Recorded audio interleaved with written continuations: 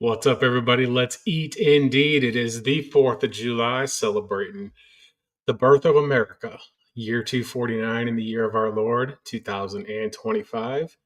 I hope everyone has went out and enjoyed some time with their families. I know some of y'all that maybe living out east are probably enjoying some fireworks, maybe not tuning in today, which we totally understand on these holidays.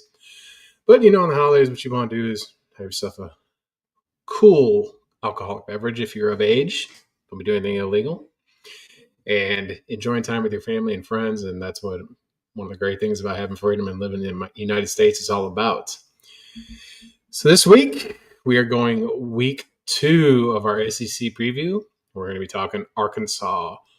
We're going to be talking Ole Miss. We're going to be talking LSU and Mississippi State and getting you ready for your 2026 Dynasty Hidden Gems with my good man Bobby from Bobby's Big Board. So let's bring him on. What's going on, Bob? What's going on, everybody? Week 2 of the SEC preview show. We got some good teams. We've got some bad teams this week. So excited to talk about all 4 of these teams, especially my favorite team in college football, Mississippi State. Unfortunately, it's my favorite team. Well, don't be unfortunate. You live a stone's throw from Starkville. I mean, Mississippi, though, has always been kind of, second tier with your with the football stuff a little bit. I mean, Ole Miss, I got a little fun nugget about Ole Miss that we're going to go through. But it's going to be good. I'm ready to jump into some of this stuff and get ready for some film and get ready for our Dynasty assets. It is the 4th of July. Did you do anything for the 4th?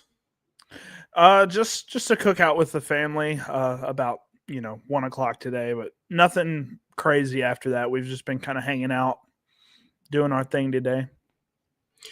And for our audience, we have 14 viewers. Check out our all 22 Dynasty ball caps. That's Bobby's logo. He made it for the show, and I got us some hats. So we are debuting them today because when you promote your own show, that's what you got to do. You got to have your own gear, right? Absolutely. No copyright for the gear. So, well, for over here on this side, I mean, we had some neighbors over, and they went and jumped in the pool. They brought their kids, but they all left because they want to go see fireworks, and we got the house all nice and clean and ready to rock. And the dogs on my end, since I'm in Arizona, the sun's going down.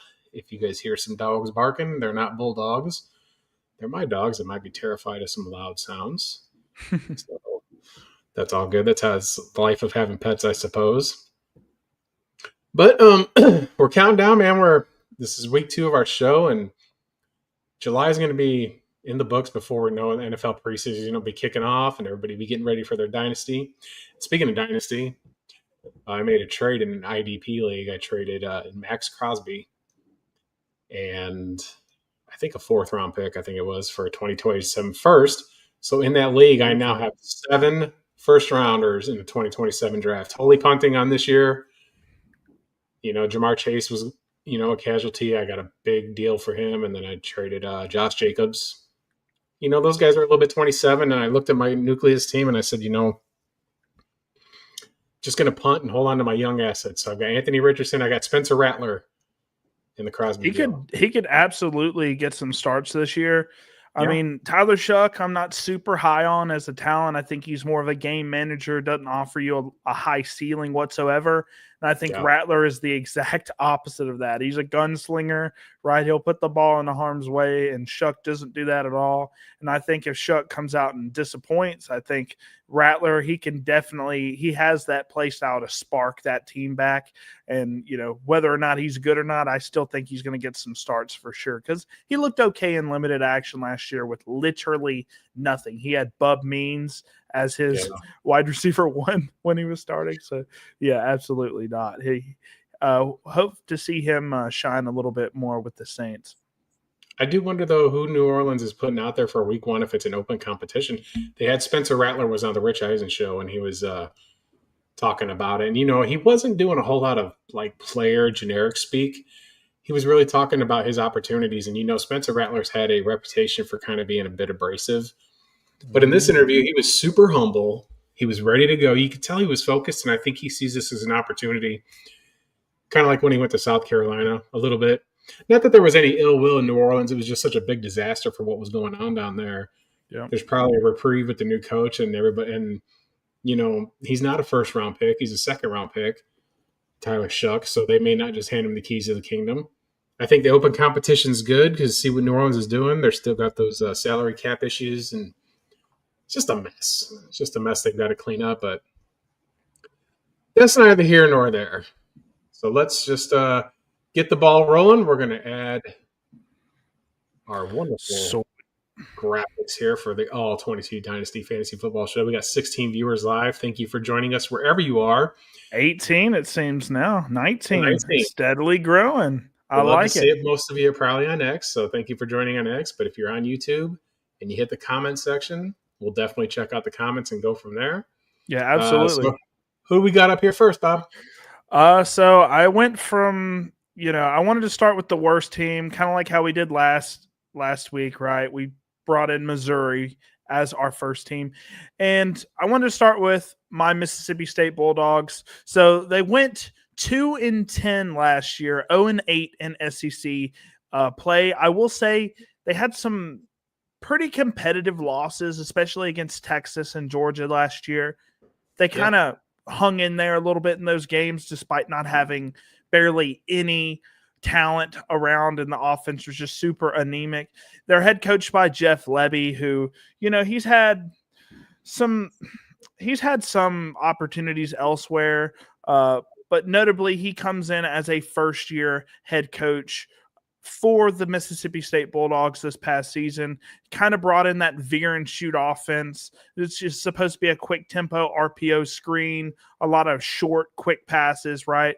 And, he wasn't horrible on offense. They were the 86th ranked offense in points per game, which isn't horrible, but definitely isn't the best by no means. They had the 50th passing offense, which is decent, and the 87th rushing offense, which is a little bit more poor. But overall, I did like some of the things that he brought in, but just notably, they just couldn't convert on third down, which was their biggest issue last season.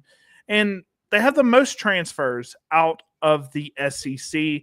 They lost their starting quarterback in Michael Van Buren, who looked decent in some terrible situations. He goes to LSU to be the backup to Nussmeier, and they only have 9 returning starters. So I'm going to kind of go over a couple plays that Mississippi State goes through.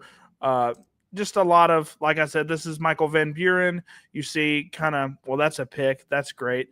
That's great stuff there versus Ole Miss. But you see really quick timing routes. That's just a horrible ball. But you'll see. Let's see here.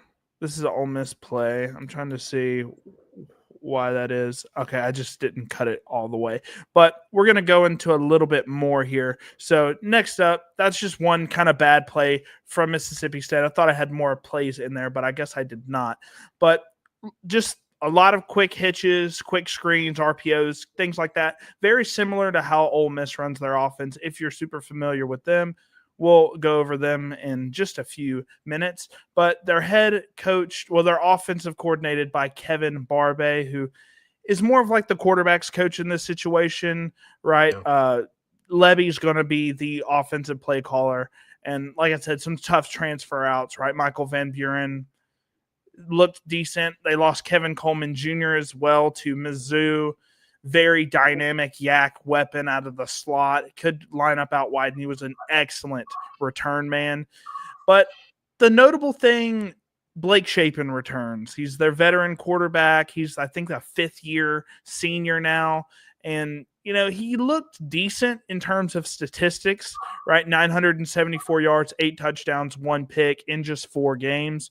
But in all honesty, he was pretty inefficient, and he had a surgery on his throwing shoulder because he had some sort of shoulder injury. Let me see if I can find the actual shoulder. He had a broken scapula on his throwing shoulder, which required surgery. So that's very important.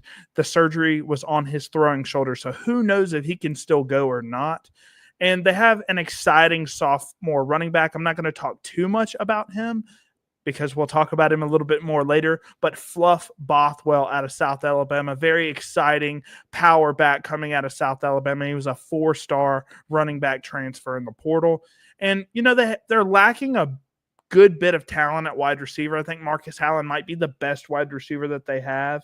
But outside of that, they don't have a lot of talent on offense. And we'll kind of go over a little bit of Blake Shapen, a little bit of some other guys that they brought in as well. So here's some Blake Shapen highlights, right?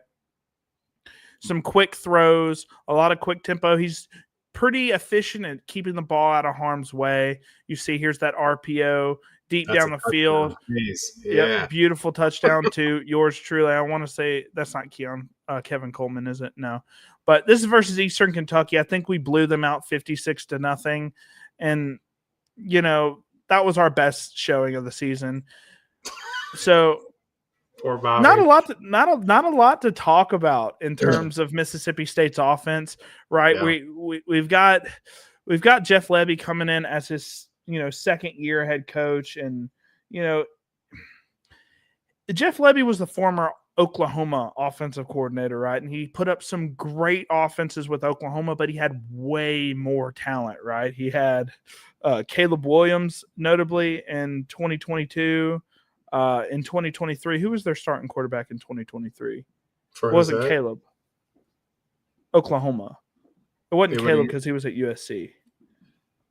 Might have been Dylan Gabriel was still there, I think, at the time. Yep, that would have been. So they were third or fourth in yards per game in 2023. So he knows how to, kind of man an offense. He just needs some talent. And, man, they are in much need of some talent. So hopefully they can bring in some notable guys. Obviously, they're hurting right now. They're in a full rebuild, trying to change the culture, change the offense. They're more of a defensive team in terms of who they bring in from, to the NFL. But, yeah, how are you feeling about Mississippi State's offense going forward into 2025? I would say I'm not feeling it. It's unfortunate because I think that ever since Mike Leach passed away, they've been kind of, put the team in a scramble mode, to start with. I mean, Mike Leach didn't suddenly pass away either. There was a little bit of a fight.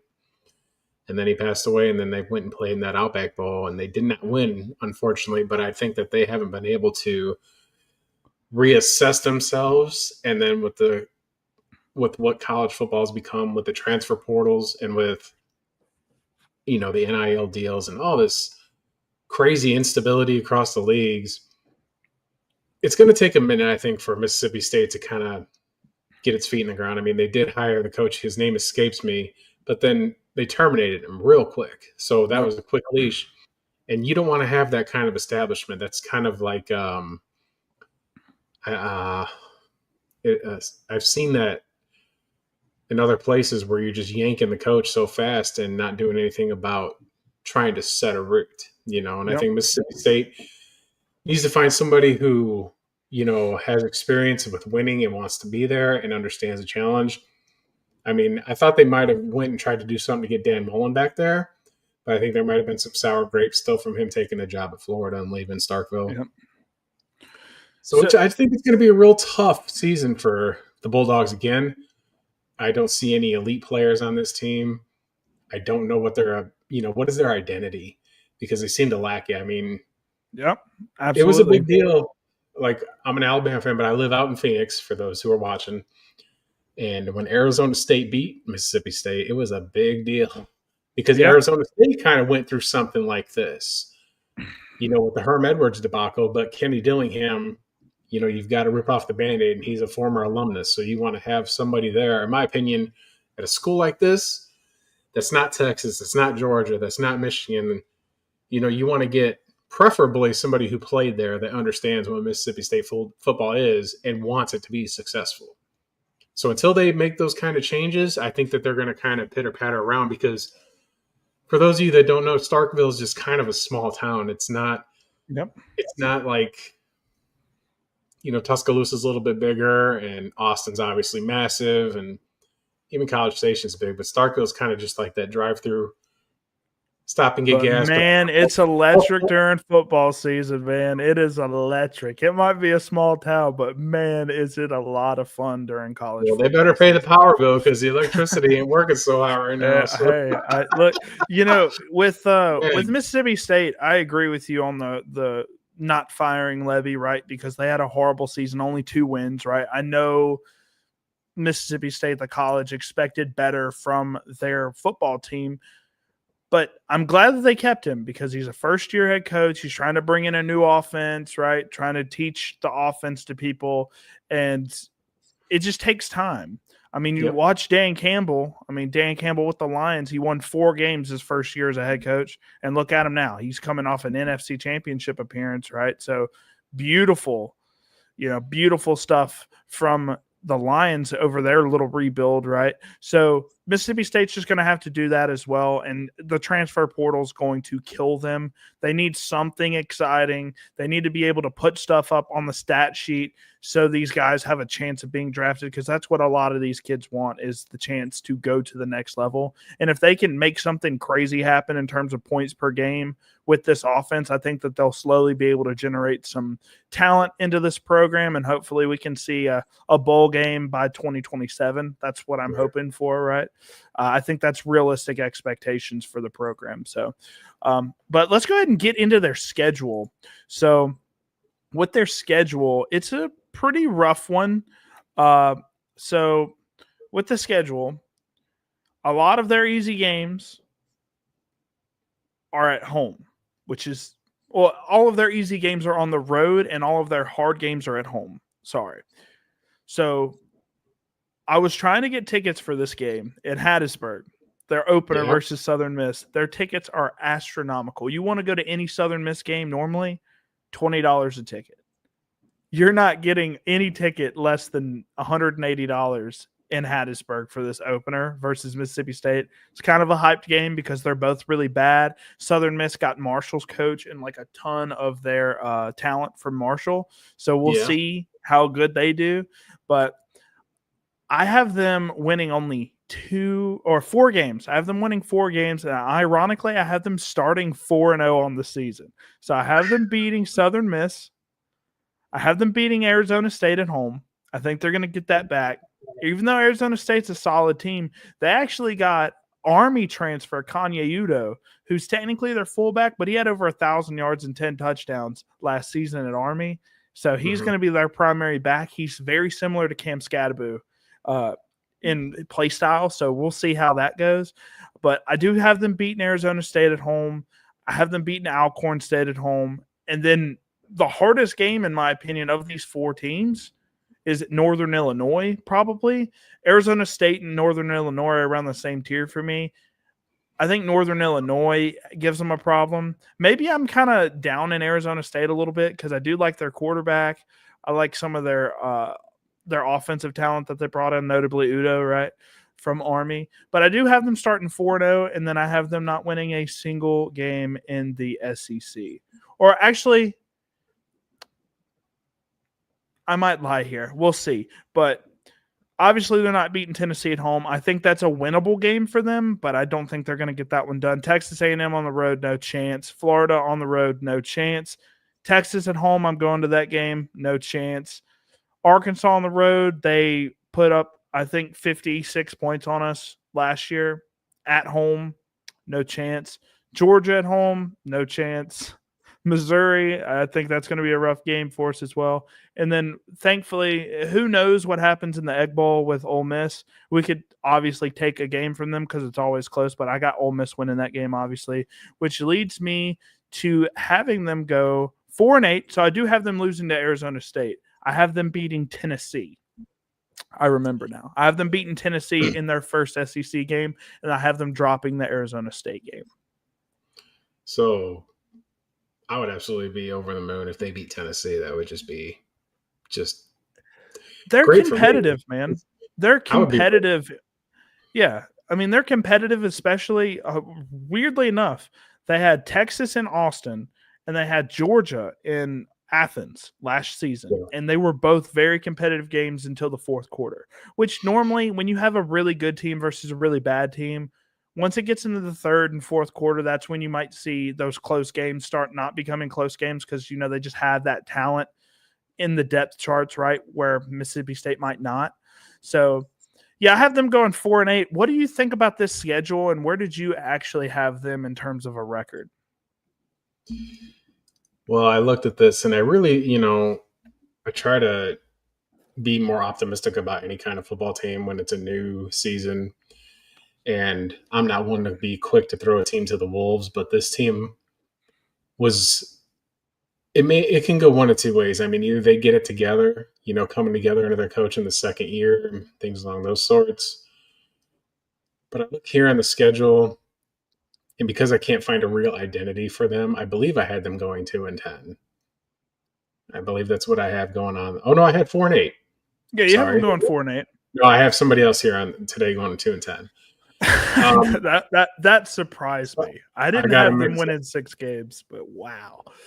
4-8, yeah, for Mississippi State. I think they'll win Alcorn State, they'll win NIU, yep, and then I think they beat Arkansas, and I think that there's a chance that they can pull it off in the Egg Bowl. Yep, that's always a close game. But I don't think that they're going to win that Southern Miss game.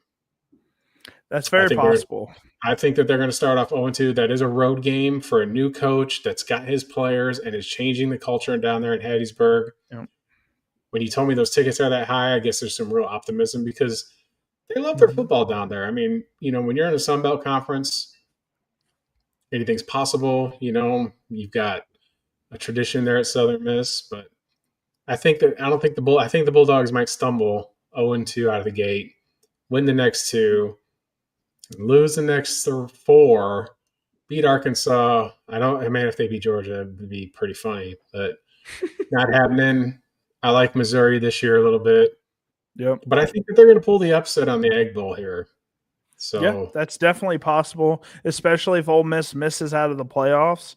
I want to say we both have Ole Miss missing the playoff this season. So, yeah, once they get into the Egg Bowl, and obviously their sights are set on the college football playoff, and maybe if they don't get into that, they're a little deflated, and then Ole Miss is still hungry because they're like, we're trying to win 4 games. We're trying to double our win total from last year. I could absolutely see Mississippi State being way more hungry at this point in the season, especially if Ole Miss misses the playoffs. So a very good point there.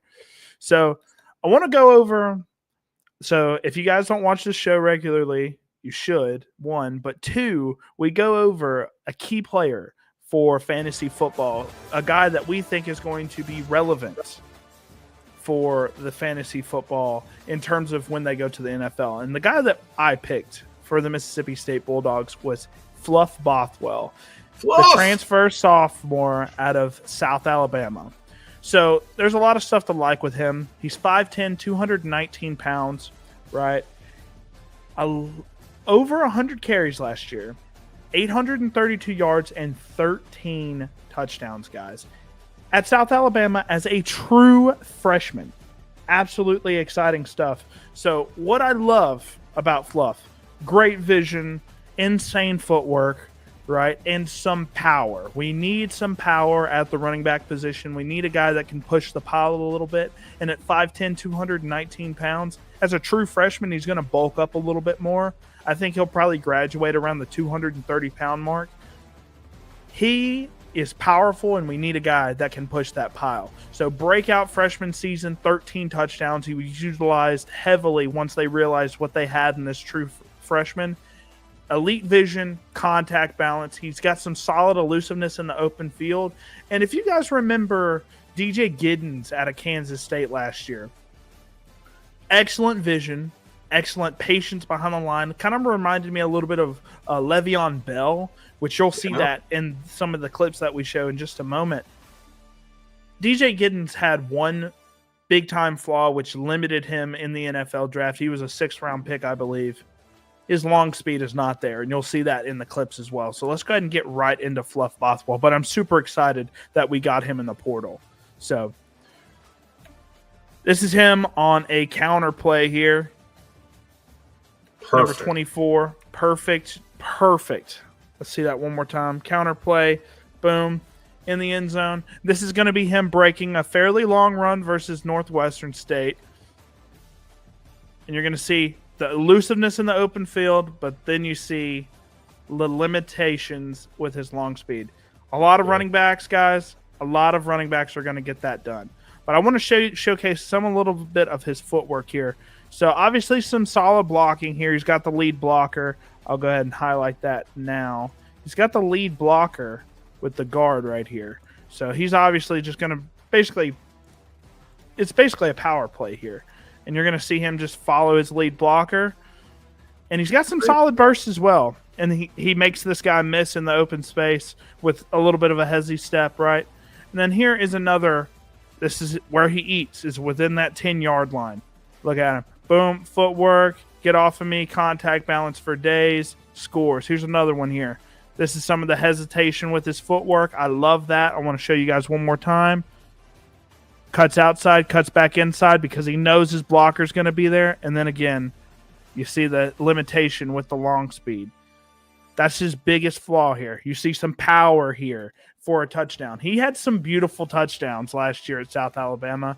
And I'm excited to see what he does in SEC play, because if he can showcase any bit of this power and some of this elusiveness and not get tackled behind the line of scrimmage because of our poor line play, I think he can be a stud, especially if he's able to capitalize and basically succeed what he did last season. So super excited about Fluff Bothwell. Yeah, look good. I mean, he follows his blocks. I mean, the linemen there did a really good job getting to their second level blocks and pushing downfield. That's how those plays are successful. It has to go. It has to correlate hand in hand. What a name, though. Be kind of cool if we got a Mississippi State game in here. Well, I don't think they'll be the game of the week where we hear Joe Tessitore scream "Fluff Bothwell." Absolutely, it would be pretty funny. So I think so. That's a big name, obviously, but he's a big guy, and like I said, he's got not like a guy. Like Devon A-Chain, for example, a guy that I don't love in fantasy right now. When he had poor guard play, right? When he had poor guard play, he was more than likely getting tackled behind the line of scrimmage for a loss.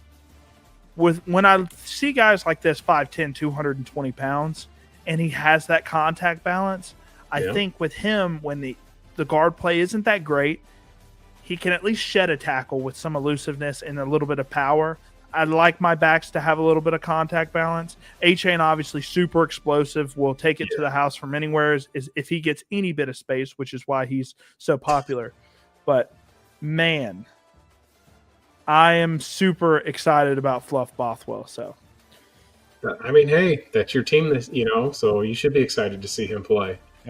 Yeah. All right. Hey, I think our opinions on Ole Miss are going to be a little, how do I say this? I think it's going to be a little controversial on what we think about Ole Miss coming into this season, because they went 10-3. They had some tough losses. They lost to Kentucky. They lost to LSU in overtime, right? They had, some tough losses this year that just barely had them out of the college football playoff. But they went 10-3. They were ranked inside the top 10 for a good portion of the season, but they just had some tough losses in the SEC. But they did win in the Gator Bowl. Let's see who they played in the Gator Bowl. They beat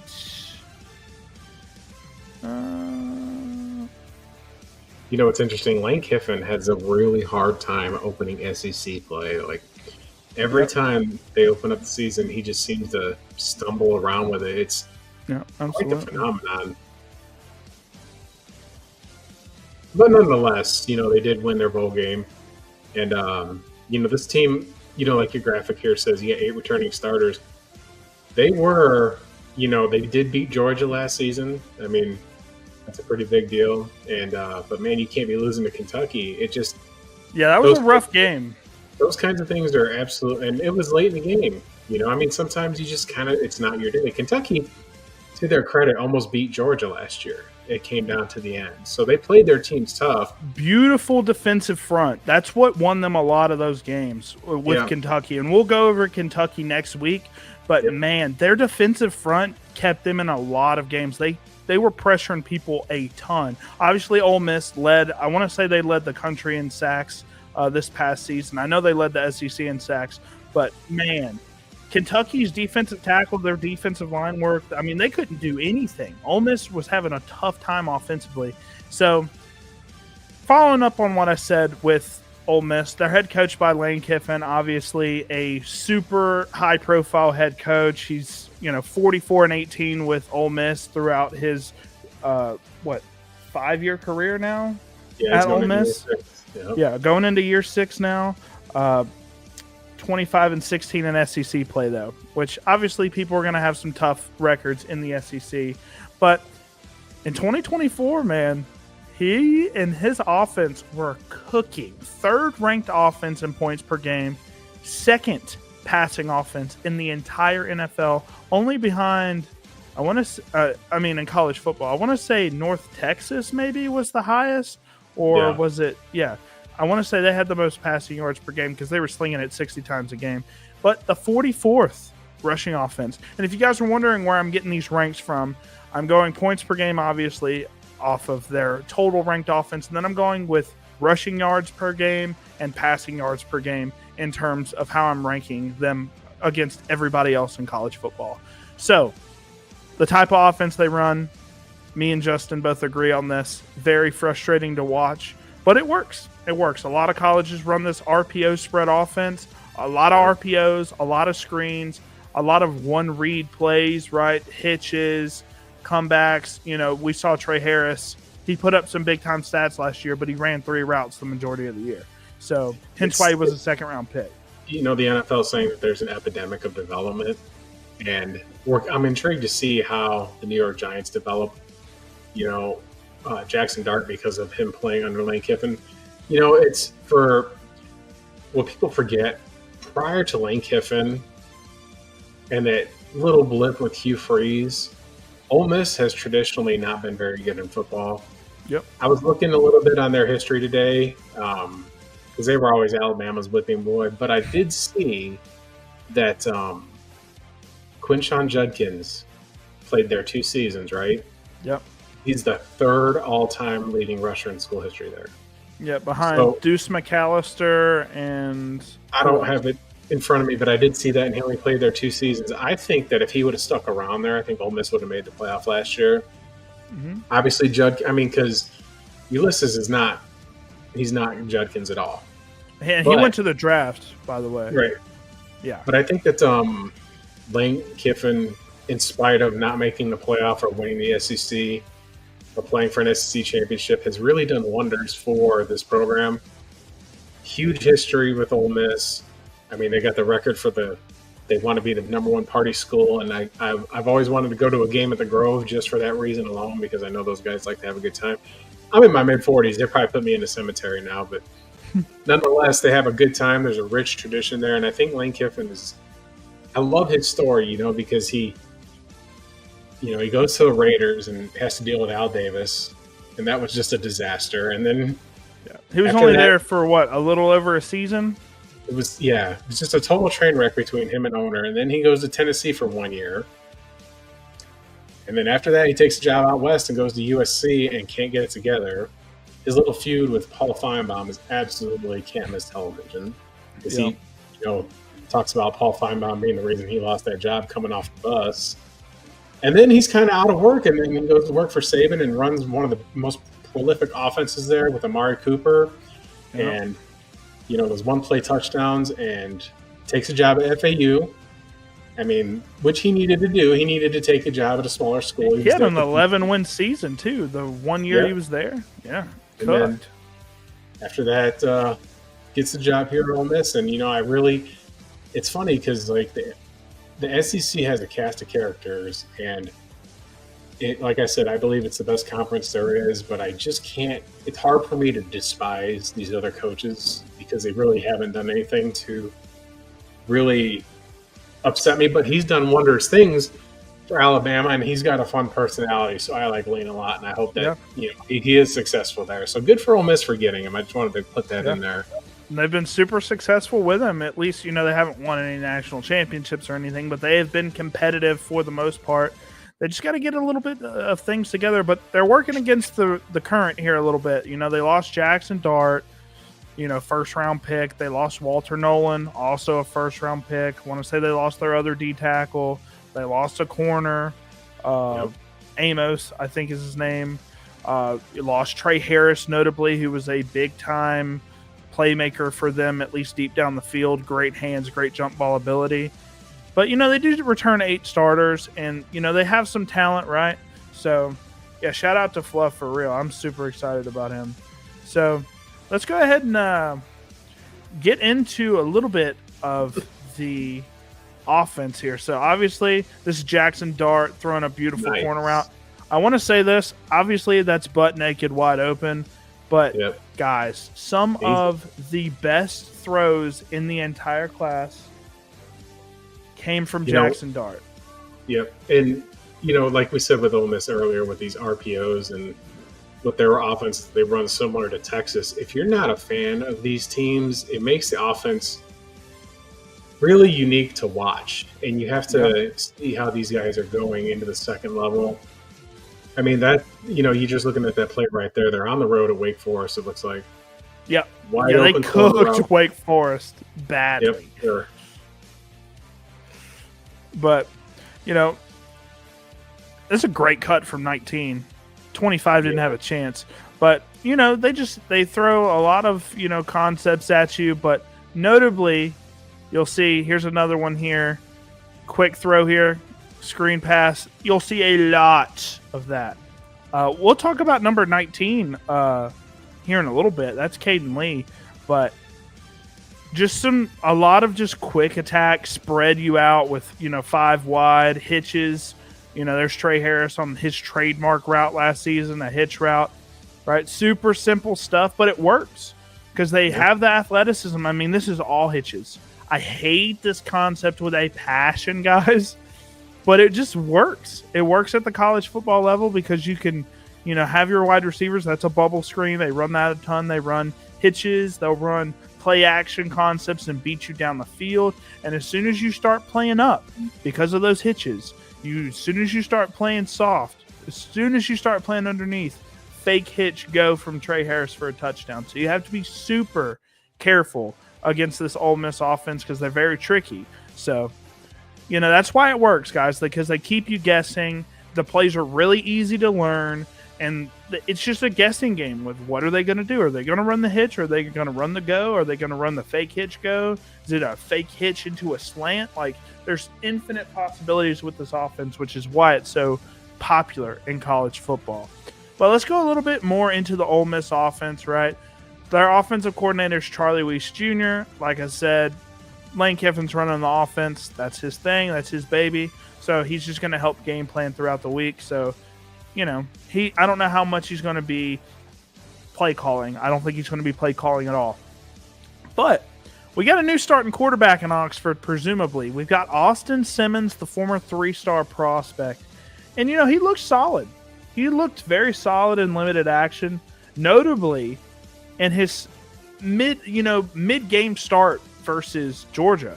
Jackson Dart got hurt a little bit on a scramble, which I don't want to talk about Jackson Dart too much because he's in the NFL now, but dude would run at people like he was in a bar fight consistently, and that got him into a lot of trouble, and he had to exit a few plays because of that. His helmet came off more than any player I've ever seen in my life. So, yeah, I mean, he had to come in for a drive, and he led a scoring drive versus Georgia. I'm going to cut you off there. Like, I'm okay with players playing like that, like violent. I know they could, I was thinking about that the other day. Just the absolute desire to win a football game at all costs and what it really takes to do something like that. You want to let your opponent know that you're about this shit and that you absolutely just want to hammer your opponent into oblivion and make them submit. That's what the game of football should be. The modern day game of football is all about scoring points. I like a little bit of defense. I like violent runners. Eddie George was a good violent runner. Walter Payton, great violent runner. Didn't like to go out of bounds. Didn't like to go for a loss. Absolutely wanted to kick your ass every time that they played football. And I know that these guys in college, they're starting to get a little bit of money. And quite frankly, if you're coaching a program, you say, hey, you're getting paid. So why don't you go out there and get a raise? That's how I would try to motivate him. Like, go make him your bitch. I'm pardon my language on this one, but go out there and be a man and dominate them. Go out there and show them that you're in charge. And if your helmet comes off, you come off for a play and you get back in there and you make him think twice about he's got to see me. Make him see you and make that visit painful. to let you know what they're thinking and things of that sort. So good for him for running like that. I love Yeah, aggressive football. That's what the game is supposed to be. It's not I supposed love to be aggressive screen. football too, for sure. I Yeah, just don't like, know if I'd like it in my starting quarterback that's the face of the franchise, right? With him, you want to teach him kind of be a little bit more conservative when he's running the football. If you want to be a running back and do that, run into people all day. You want to be an aggressive yak wide receiver like Romo Dunze and just run through people. I love that. Quarterbacks, though, I don't know. I mean, he did it, and I love the competitiveness, and that's why he was a first-round pick, because he's competitive. He's going to need to develop a little bit more as a passer, kind of adjust to an NFL playbook. But, yeah, I love the competitive. He has a ton of fire, so I'm excited to see what he does after Russell Wilson gets out of New York. But, like I said, guys, lost a lot of talent. Jackson Dart, Trey Harris, Ulysses Bentley. Obviously, Bentley wasn't a star-studded talent by any means, but he was an NFL-caliber running back. He's on a practice squad currently, I believe.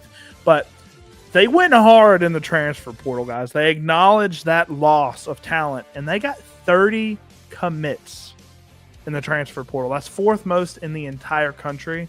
They added a lot of pretty solid talent. Notably, they added Dazon Stribling. I think it's how you say his name. 6'2", 200-pound senior from Oklahoma State. Notably, he had, I want to say, like 800 yards and 9 touchdowns last year at Oklahoma State.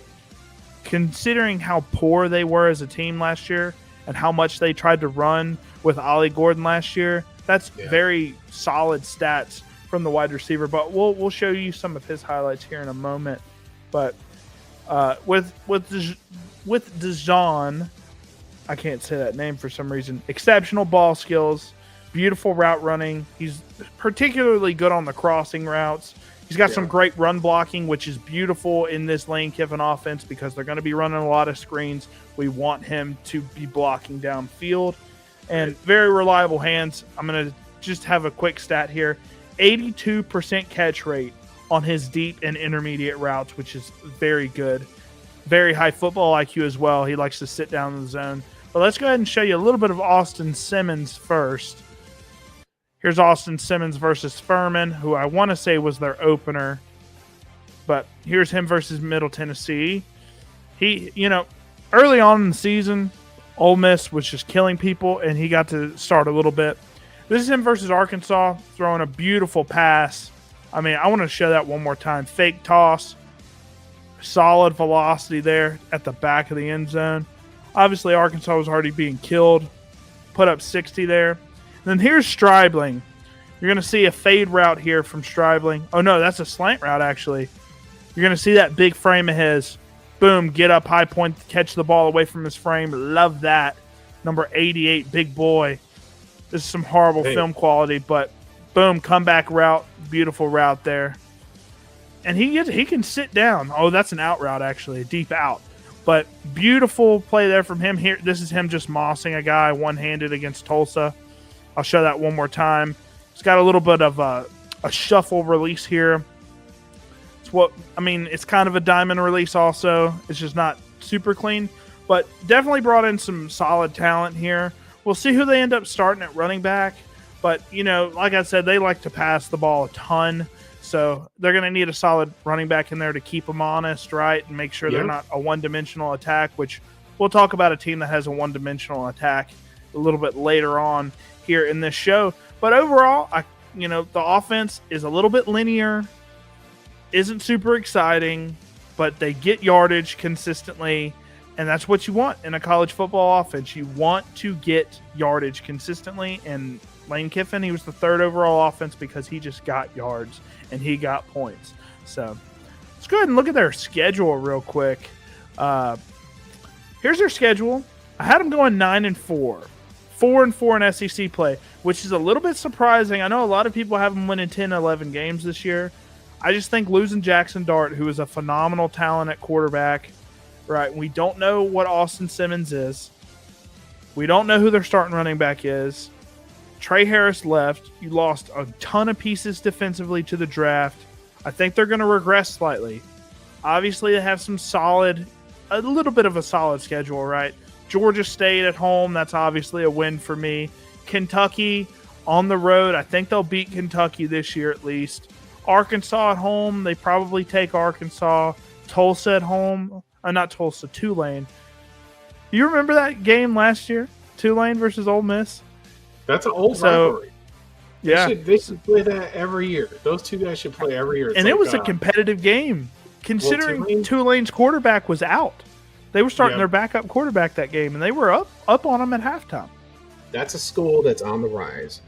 Yeah, I love that school. There for a while, and Platoon was pretty good. Tulane's just got, I think they got a little bit of money going in Louisiana down there that we don't know about. I do. I think that, no, not in a bad way. I think that there was more backing for that. I mean, that's an old SEC school. They got unique mascot and cool uniforms.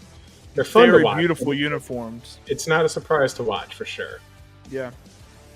I wasn't as generous on Ole Miss this year. I know. I think I'm a little bit lower on them compared to consensus, but you're a little bit lower on them than I am. Hence why I said this might be a little controversial for any any Ole Miss fans, right? I got a ton of friends that are Ole Miss fans. Probably got a few buddies that are watching right now that are Ole Miss fans. Might not appreciate the 9-4, 500 record in the SEC, but LSU at home, that's a tough one. They lost to LSU last year in overtime. They lost significantly less talent than Ole Miss did, so I have LSU winning in Oxford, which a lot of people don't really like. Because, Ole Miss, they beat Georgia last year, which was a little funny, and it wasn't a particularly close game either. I think it was 24-14 or something like that. Yep. Washington State, they lost their OC and their starting quarterback to what team was that? Not Texas A&M. I forget what team we were talking about. Yeah, they lost their offensive coordinator and their quarterback to the SEC school. Man, who was that? Was it Oklahoma? No, it wasn't Oklahoma. Yes. It was Oklahoma. So they lose their OC and their starting quarterback to Oklahoma. Washington State, I think they start the kid from the dual threat guy, super talented rusher, 3-star recruit, kind of highly touted. I forget where he went, but he transferred to Washington State. So with his offensive coordinator, or his head coach rather. So we're going to see some dual threat ability, but he's not a very good passer, unfortunately. I want to say he had an even touchdown to interception ratio. I wish I could remember his name. But nonetheless, Ole Miss is definitely going to beat Washington State, especially in Oxford. That long travel time for Washington State, they're probably going to be a little jet lagged. It's always hard traveling across the country. Well, Georgia, to be fair, both those teams are off a bye that week. Yeah. But still, it's always hard traveling that far away from home. A little bit of travel fatigue. I think Ole Miss takes that one. What I don't think they take is Georgia and Athens. That's a horrible, horrible matchup for them. We'll see how the quarterback situation in Georgia goes. They lost ETN. They lost one of their tackles. Beck transferred to Miami. Right, they still have some, solid receivers. They have a solid tight end, still a solid defensive front as well. Obviously, they'll always have a great defense. But, yeah, I think they don't win that game against Georgia. Oklahoma, they can probably take Oklahoma. They probably take South Carolina too, the Citadel. And then Florida and Mississippi State. I think they lose to Florida for sure. I'm interested to see, because I have Florida winning a lot of these games. I'm interested to see how we both feel about Florida, because DJ Lagway is talented, so we'll see. But yeah, I have them. Let's see. I guess they'll win the Mississippi State, South Carolina, Oklahoma game, and maybe Arkansas, and then they lose to Kentucky, LSU, Georgia, and Florida, maybe. Or maybe they lose to South Carolina instead of Kentucky. Somewhere in there. I have them 500 in the conference, which is very surprising considering the amount of talent that they brought in. But, yeah, I just think they're lacking a little bit of talent on offense, right? I like some of their weapons, which we'll talk about here in just a moment. But how did you feel about the Ole Miss schedule, and where did you end up having them in terms of a record? Well, looking at the schedule,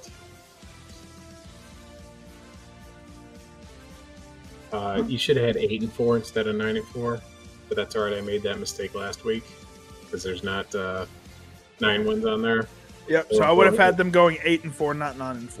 Whoops. And I've got them going 7-5. I think they take a step back. Granted, they did hit the transfer portal pretty hard. I mean, but you got to be able to get those guys on your program and coach them up and replace massive losses, right? Yep. Last week, I had Texas Twitter coming after me because I said that there's a possibility that they'll go 8-4, and you think that they are taking me on the cross on Calvary. Like, it wasn't because I'm trying to bash teams or trying to be a contrarian or trying to make this point of this and that. It's just a possibility. Yeah. Because even under the Saban era in Alabama, and even though they won 10 games consistently, that was very hard to do. And in a transfer portal NIL era, I think 9 wins might be your new 10 wins. Excuse me. So I think that they go 7-5 here. I think that they're gonna, start off 3-0. When I look at these losses, I think it'd be easier for me to pick out the losses here because I got them losing the Egg Bowl in an upset. Yeah, I've got them losing to Oklahoma. I've got them losing to Georgia. I've got them losing to LSU. And so they beat Florida at home, huh? Or is that the other game? Yeah, I think Florida comes to Oxford and kind of fumbles and stumbles there. That'll be a really high profile game there. But 7-5 is very reasonable considering Lane Kiffin's had 2 10-win seasons there back to back. Yeah. Right. But it's kind of the theme of the SEC this year where we're replacing so much with these teams, and we got to see how they do it with these replacements. Yeah. Wait till you guys hear my Georgia take at the end of the series. Like, you just can't have that kind of roster turnover. Yeah. And it's just, 5-star deep all the time. Well, that's not necessarily the case, especially when you're losing starting talent, especially when you're losing a quarterback of that caliber. So there's a difference of caliber between Jackson Dart and Jalen Milroe of what you lose and what you're replacing. So just because they were a starter doesn't mean that they were a great starter. It means that they were a starter on a team and a program, but we're going to have to see you prove it the next year, Yep. So I think Ole Miss takes a step back. I don't think they're a playoff team. I'm really high on Oklahoma. I know a lot of people aren't, but I'm high on Oklahoma. I'm not so high on Ole Miss. And I think 7-5 is an ideal spot for them. I don't think Lane Kiffin's going to be in any trouble with his job or nothing like that. There's just an understanding here of this schedule, replacing talent. It's just the cyclical nature of college football. You're going to go through roster changes at a breakneck speed here. You got free agency like crazy with these transfer portals. In fact, they want to add another transfer portal in July through August at one time due to the junior college waiver. Did you hear that story? I did not. Yeah, it's a 30-day transfer waiver. And you're going to pick up junior college people? I think it was something about your junior college doesn't count as a year of eligibility against you. It's for the Vanderbilt quarterback. Paiva? Situation. Yeah, but they're making this an exception. I don't know. The NCAA does some wacky stuff, so we're just going to kind of see. But yeah, I see 7-5. We're going to see a regression, and we're going to see.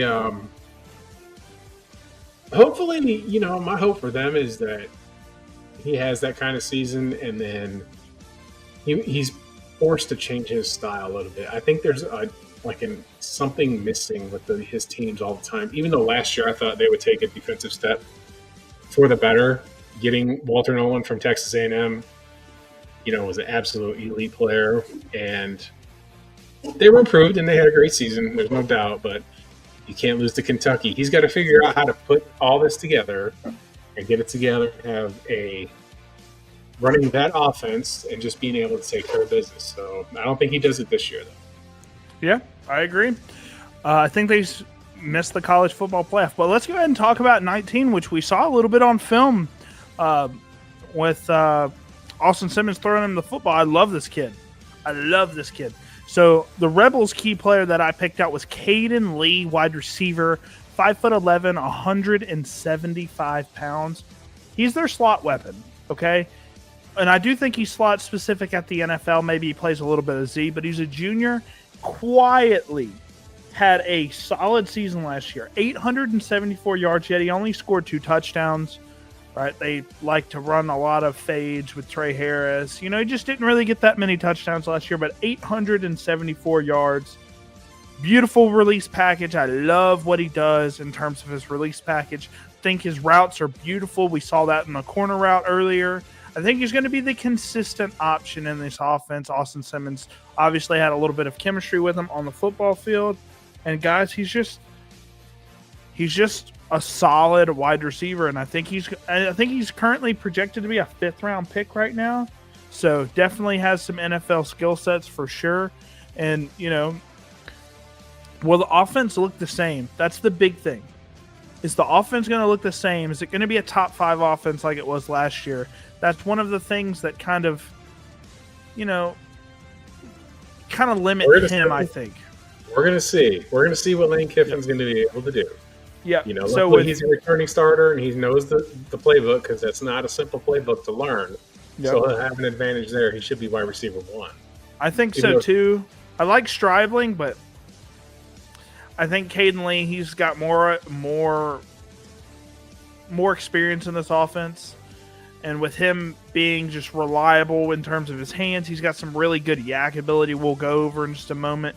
He's a deep threat too in terms of speed. I think he's a low 4.4 runner. Football IQ versus zone, absolutely phenomenal. He can find the soft spots in the zone. But he's a little undersized at 175 pounds. He's going to have to bulk up a little bit, try to be around that 180-pound range. I know that's a little old school for me to say, right? The skinnier wide receivers have been able to do great things at the next level. Xavier Worthy was a first-round pick. Devonta Smith, he was a first-round pick.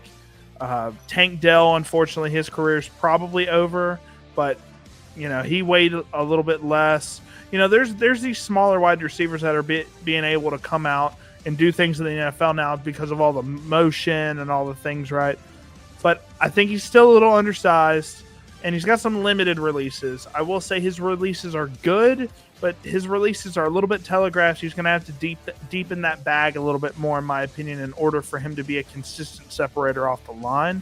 But let's go ahead and look at some of his plays here. So here's that corner route versus Wake Forest. Here's him deep down the field, just great beating throw. Guys downfield. Beautiful throw from Jackson Dart. Here's some of the yak ability, some deep, quick cuts, right? Beautiful. Just doesn't really do a lot of things wrong. Very consistent hands. He's like a poor man's Emeka Egbuka, if that makes sense. He's undersized, a little bit poor man's Emeka Egbuka is how I kind of see him. But Emeka Egbuka, super talented. I know you have him in some of your Dynasty teams.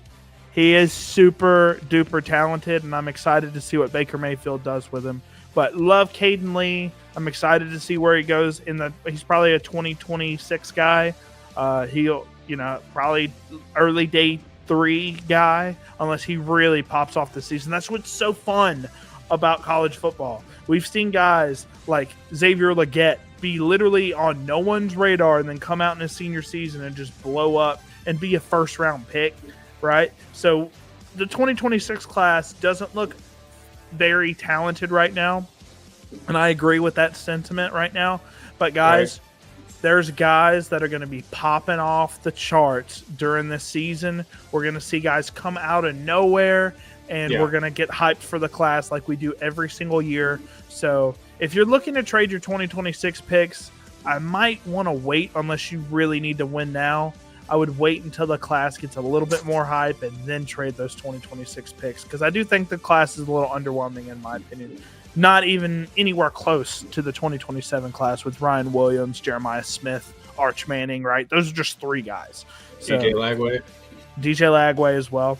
But let's go ahead and look at Arkansas Razorbacks. Let's look at them. That when I saw what you had them in terms of their record, I was like, wow. Because they got a lot of things going for them, in my opinion. I really think, they had a poor showing last year, but they blew out some teams, had some really solid showings against teams, and then they had the Ole Miss game where they dropped 60 on their face. So they won in the Liberty Bowl. Yep. They went 7-6, guys. 7-6. 3-5 in the SEC, which is interesting because their schedule wasn't particularly brutal. But they upset Tennessee. And, every game in the SEC was competitive outside of their loss to Ole Miss, which was 63-31. That was a tough game. But and then they had a 34-10 loss to LSU as well. But outside of that, their other 3 losses weren't super big blowouts. They were pretty competitive. And they beat Texas Tech in a fairly close game in the Liberty Bowl, 39-26. They're head coached by Sam Pittman. I kind of know this guy as an O-line coach. That's basically, he's been a long-time guy. He's been coaching since the 90s, I believe. But he was an O-line coach at Tennessee and Georgia throughout his tenures. He's been an O-line coach in a lot of schools, but super highly regarded for his O-line coaching. And then, he became the head coach at Arkansas in 2019. And he's kind of revived the program a little bit. Well, 7 wins hasn't been a thing, a consistent thing for Arkansas. Back in the, early 2010s, it just wasn't really their early to mid 2010s. They were a dumpster fire of an organization, but now they're winning 7 games, and they've kind of reamped him. I don't think they're a top tier SEC school by any means, but they've been kind of reviving the program a little bit. Not what they wanted to see in the SEC play by any means, but they're 3-0 in bowl games. 2-time Liberty Bowl winner, 1-time Outback Bowl winner, and I think overall, Sam Pittman, he's a solid coach. I didn't think he was going to be here that long, honestly. He's my first coach to get the axe this year in the conference. I think that they're taking a gigantic step back this season. Sam Pittman, like you said, is highly regarded. I mean, if you look at that stuff up there, got top 20 passing offense, moderate rushing offense. When you look at the talent that's coming out there, it just doesn't match up to what he's previously had. There's a lot of there was a coach in the NFL, his name was Joe Bugle, and he coached for the Cardinals when they were not so great either. And he had one season where they almost got the playoffs, so they extended him a little bit, and it kind of feels like that's what's going on here at Arkansas. I just don't have any superstars on this team. I don't think that I don't think there's a lot going on here. I think that they're going to have an awful season. I think they're going to be the last place team in the SEC. There's zero doubt in my mind. So there's some. I will say with this team, there's a lot of upside, but there's a lot of room for them to just explode and not do anything at all. If Taylon Green, who we'll talk about in a little bit, doesn't hit for them and he flames out, this team's going to be horrible. But let's talk about their offense a little bit. So 43rd ranked offense in terms of points per game. But you look at the yards. They got a lot of yards. They just didn't put up a whole bunch of points. So 18th passing offense, which is phenomenal. Anywhere from that top 25 up is very solid. 34th rushing offense, very solid there as well. And which is interesting to me, their style of offense is, always been heavy 12 personnel, power run heavy. But they were cooking last season in terms of passing, with Taylon Green. And I thought they were going to run a lot more than they did. And I think it was because of limitations at their running back spot, right? They're returning OC. They sparked that offense. He was their first-year offensive coordinator last year, if I remember. And they were second in yards per game in the entire SEC behind Ole Miss, which is very good stuff. They're returning 11 starters. So let's go ahead and show you guys a little bit of how Arkansas plays in terms of their offense. So you're going to see some power runs here with number 22. Oklahoma State, their all 22 footage is awesome, as you can see. play action with Taylor Green. I'll talk about him more in depth in a little bit, but they have a quarterback that's super tall, 6'6", 240 pounds, and he can run like Anthony Richardson, which is crazy. Super big guy. He just needs to actually learn how to throw the football a little bit more consistently. That's his big problem, which is the same problem for a lot of these dual threat quarterbacks who could just get it done in high school with no effort at all because they were just faster than everybody. Yeah. And then they get to college and then they struggle a little bit. Anthony Richardson, all those dual threat quarterbacks. Jaden Daniels had a tough time as well. But let's go over a little bit more in depth. So Bobby Petrino, epic name, by the way. That's a very cool last name. Cool first name, too, if I must say. But the Razorbacks offense, dual threat quarterback returns, Taylor Green. If you look at his athletic intangibles, he explodes off the chart. But you see the touchdown interception ratio, 15 touchdowns to 9 picks. Not what you want to see, especially in the SEC. That's going to lose you a lot of games. But I do expect Braylon Russell, a guy. Now, I've seen some people rebuild the Arkansas Razorbacks in College Football 25, and you see some insane rushing stats in that video game from Braylon Russell. Unfortunately, this is not a video game. This is real life football, guys. But I will say, Braylon Russell, 6'1", 252 pounds. Big man. He is the definition of a power run running back. That's exactly what they needed. He was a true freshman last year, 354 yards and 3 scores on only 67 attempts. He had, I think, 5.6 yards per carry, which is solid. And in terms of Taylor Green, let me not skip over a little bit of him. 3,100 passing yards, 600 yards on the ground, and 8 scores. So was definitely dynamic in both sides of the ball. He just needs, like I said, to clean up his throwing. So they land some new wide receivers, which they desperately needed. They grab Omega Blake from Charlotte, FCS standout, 794 yards and 9 touchdowns, 25 yards per catch in 2025. Charlotte's not FCS anymore. Oh, they're FBS. I'm sorry. That's right. Sun Belt. They're in the Sun Belt. So 794 yards and 9 touchdowns, 25 yards per catch. So he's a deep threat. Yeah, for sure. And then you have Ismail Cisse. I think that's how you say his name. He's from Stanford. Obviously, he didn't have the best stats at Stanford because they were throwing to one guy and one guy only, and his name was Ilik Aomanor last season. They run the ball a ton, and when they did throw the ball, they threw it to Ilik Aomanor because he was super talented. But only 241 yards and 2 scores in 2024 from Ismail. But I will say he's got some solid yak ability, some solid gadget ability, and then you have your deep threat in Omega Blake, epic name, from the Charlotte wide receiver. And the O-line unit, largely the same. They have 3 returning starters, and they've been a solid unit over the past couple seasons. So expect similar results in terms of the offensive front, in my opinion. So funny you talk about, I forgot for a moment that Bobby Petrino is the offensive coordinator there. Yeah. I don't know if you know, but years ago he was the head coach there.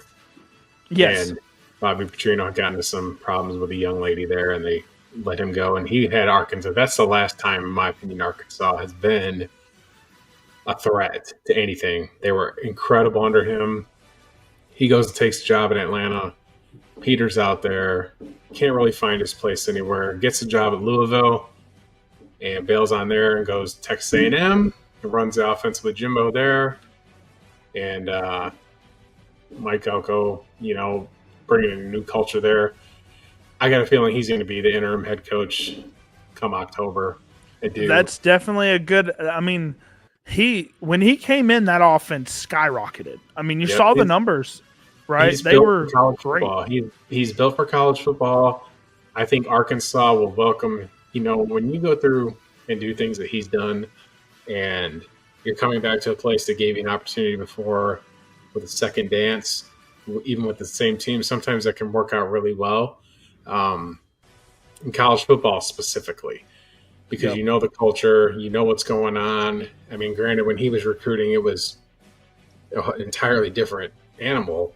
Yeah. But when he's able to do the X's and O's, all he's got to do is get a staff to get the players that he wants in there and build something there. I think, I do think that he's going to end up taking over the interim. And if that happens, then maybe my record changes of what I see, and he may get another opportunity to run the football program there because they're not the premier football program in there. Arkansas State has consistently won, and ironically, I know we're going to go over the schedule here, and they play each other for the first time ever this season. Really? That's their First opener, time. I think, right? I don't know if it's the opener or not, but it's the first time that those two teams meet. That's interesting. That's interesting for sure. You would obviously think, the state school and then the state school, right? So this is Ismail. Oh no, this is Braylon Russell here. I'll go over that one more time. Power run here, just brutalizing running back. Well, hopefully he continues to be something special here. You see some, obviously he's not going to be the quickest back at 252 pounds, but he is just a mauler. He's just going to run through tackles and get 5-6 yards. This is a transfer player. This is, I want to say Omega Blake before he went to There's Spencer Charlotte. Rattler. Yeah, yep. So this is Omega Blake at his time in South Carolina, and obviously you see just the deep threat ability, just going right past Vandy's corner there, catching a beautiful ball over his shoulder for the touchdown. Spencer Rattler, good luck to you in New Orleans, my friend. But here's another view of it. Boom. Beautiful deep ball from Spencer Rattler. I thought that was one of the better parts of his game. But, I didn't get a lot of highlights from Ismail just because he only had 200 yards last season. But let's go ahead and go over. They're not the opener. They get an even easier team. I don't know how. I mean, I think Arkansas beats Arkansas State, but I have them going 5-6 on the season, 2-6 in SEC play. It's just there's not a lot to be excited about with this Arkansas team. I don't think. I think defensively they're I think Taylon Green is gonna have to be extraordinary. He's going to have to be extraordinary in order for this team to win more than 7 games, I think. He's going to have to be absolutely phenomenal, and he's just turnover prone, in my opinion. So Alabama A&M is their opener. They're probably beating them, no problem. Arkansas State, I had them winning against them as well. Ole Miss, on the road, they probably lose that one. Have them beating Memphis. Have them losing to Tennessee. Texas A&M, Auburn. That's a pretty even game. I think they're going to win versus Auburn, and they're going to win versus Mississippi State. I think, and then they lose every other SEC game because these are some tough games. They have to play Texas and Austin. They have to play LSU in Death Valley. They get to end their SEC schedule with the Missouri game at home, but that's still tough. You have to play Tennessee at Tennessee. And then your home games outside of Mississippi State aren't particularly easy either. Outside of Mississippi State and Alabama A&M, you got a lot of away games. This is just a tough schedule, and I think they're going to go 5-6. I think. How did you see it? I know you have a interesting take on this one. You have them going an abysmal 2-10. Just because you're in the ACC, sometimes you just got to be that feeder team. I think Sam Pittman gets terminated. I think Bobby Petrino takes over. And if he takes over, that 2-10 may not hit.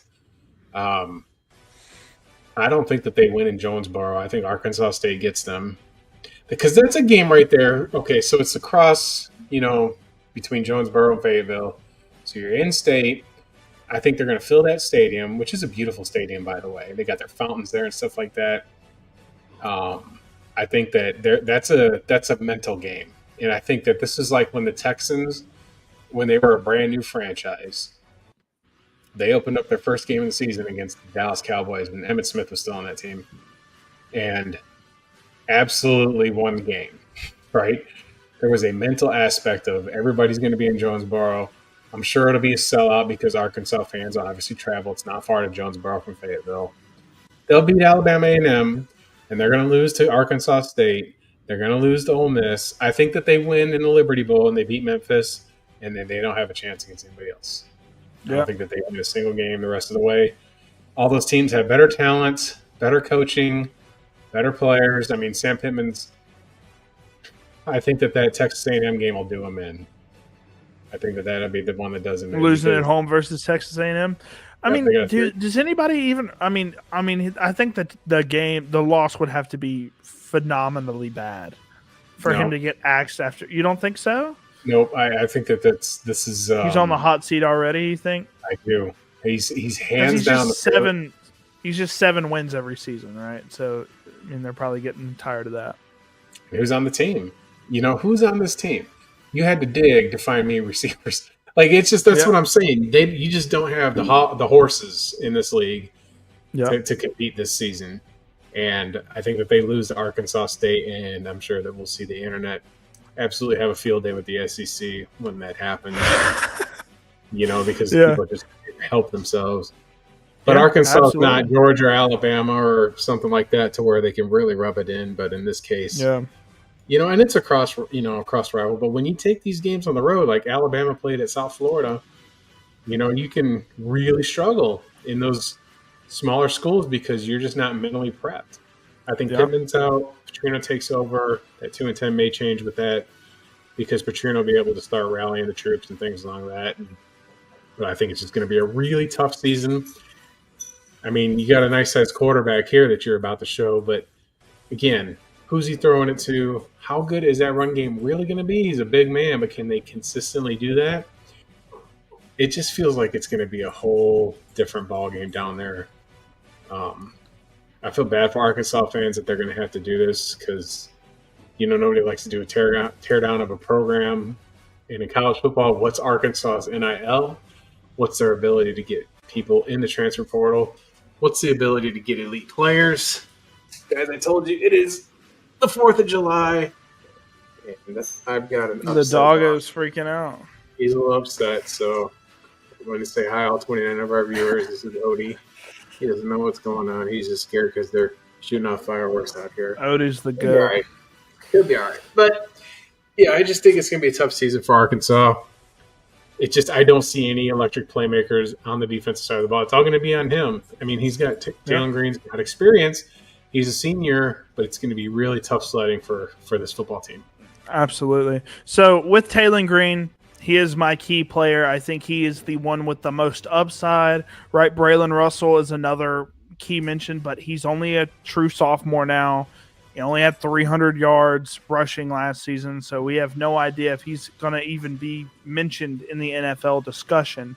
But with Taylor Green, I think he's absolutely going to be an NFL draft selection just because of the upside with him, because I think he's going to run phenomenally at the combine regardless of what he does this season. But 6'6", 230 pounds. That's a big boy. Sure is. Prototypical size as well. NFL GMs love that. Senior with a ton of experience. So he's a dual threat, experienced quarterback. Like I said, 2024, he had 3,100 yards, 15 touchdowns to 9 interceptions, 602 yards on the ground, and 8 additional scores. So definitely can get it done in the red zone as well. 3-year starter, 2 with Boise State, and this past season went to Arkansas. And he played decently well, but he just needs to take a big-time step up. This is his final year to prove himself, and he's currently projected as a 5th-round draft selection. But if he picks it up, man, and really hits and elevates this team, he could absolutely be a day 1 pick. If he runs that well, you could see a similar kind of trajectory as Anthony Richardson, right? Because he has that same type of athletic prototype. Maybe the NFL learned from Anthony Richardson's like, no, probably not. We saw how good a limited passer, right, athletic quarterback did. I don't know. He could be a 2nd or a 3rd round pick. So with Taylor Green, he's going to absolutely have to pick up his game next year if Arkansas is going to make it to a bowl game. But he has some excellent size, prototypical size for the NFL quarterback. Deep ball out of this world. I think his deep ball is fantastic. He can throw on the run. He's super athletic. He's able to extend plays, but he is an inconsistent passer in terms of his accuracy, and he makes some crazy decisions when he's on the run. He will throw it across his body into coverages. I just don't know what he's thinking at times when he's throwing the football. But let's go ahead and showcase a little bit of his skill set here. So you see him look at that. That's a 6'6", 230-pound man on a read option play. And this is what Arkansas is going to have to do. They're going to have to get him moving with his legs. And he gets about a 30-yard rush there. And he's just a big-time quarterback. And then you see some, decent arm. For 6'6", 230 pounds, I'd like his arm to be a little bit better. I'd like to see a little bit more zip on his ball. But like I said, beautiful deep ball there. This is versus Arkansas Pine Bluff. But I will say, he's got a lot of really high attributes in terms of his athletic ability, but he's going to have to pick it up as a passer. But if he does, he's got some insane fantasy upside, but he's going to have to showcase it in his final season in college. That's what I'm saying. Like, you look at those statistics up there. He threw for 3,100 yards, but 15-9 ain't going to cut it. It's Absolutely not going to cut it. You can't be that you can't have stats that low, especially the picks, and then you always want to do interceptions with context. Was the ball tipped? Did it? Was it tipped at the line of scrimmage? Did a receiver bobble it off his hands? Like, I always want to know context on picks. I wish they had a separate statistic for that alone, based on, it's like pitching, statistic. Does it attribute to the pitcher or the overall outcome of the game? The rushing yards are good. The rushing touchdowns are good. Yep, absolutely. There's going to be a tell with this team that, like I said, I think that they're going to struggle. But there's going to be a tell in how he leads, and if he keeps fighting and keeps battling, even if they come up short, we're going to see what he's able to do. It's all him. What else is there? There? Absolutely. And you're showing me highlights against a high school team, basically, as opposed to conference football play. It's kind of like the Arch Manning thing when we went over to Texas last week. We were able to pull up highlights against mop-up duty in Mississippi State, but there was highlights when he played Georgia in the first play in the game that he gets in there. It's towards the second half. Games in Texas, just gets popped, gets set. Yeah. Tries to run like that, do that read option, runs around the other side, and fumbles the ball. Luckily, he's down later, but it's just you got to prove it. He's played, though. He's got plenty of playing time, so plenty of experience. That's going to help him significantly this year. Yeah. If there's any strength that he has, it's his experience starting. He's got a ton of starts. So we just got to hope he puts it all together and is a little bit more mindful about where he throws the football sometimes, man, because it's just killer how reckless he is with the ball at times. So we're just going to have to hope and pray that he puts it all together, because I am hoping for the best with Taylon Green in terms of his upside, because if he hits, man, he's going to be an exciting player to own in fantasy football. So let's go ahead and get into our last team. Oh, man. It's LSU. I know you're kind of high on LSU. You're gonna watch your Rebels take. You're not gonna like my Joe. You are not gonna like my Ole Miss take. You're probably not. I know he's a big time Ole Miss guy. Hottie toddy for life is Joe. But man, I don't know. They lost a lot of talent. I'll TLDR it for you. They lost a lot of talent, and we don't know what Austin Simmons is. He looked decent in some of his starts, especially in the Georgia game where he led that scoring drive. But who's their running back? Who's their receivers? They got the Oklahoma State guy, but man, they lost a lot of talent, especially on defense too. So I think they're going to take a slight step back, man. I think they're going to take a slight step back, and they got a pretty rough schedule too. But anyways, we're going to talk about LSU here real quick. My guy, Brian Kelly. Brian Kelly. He's my favorite meme.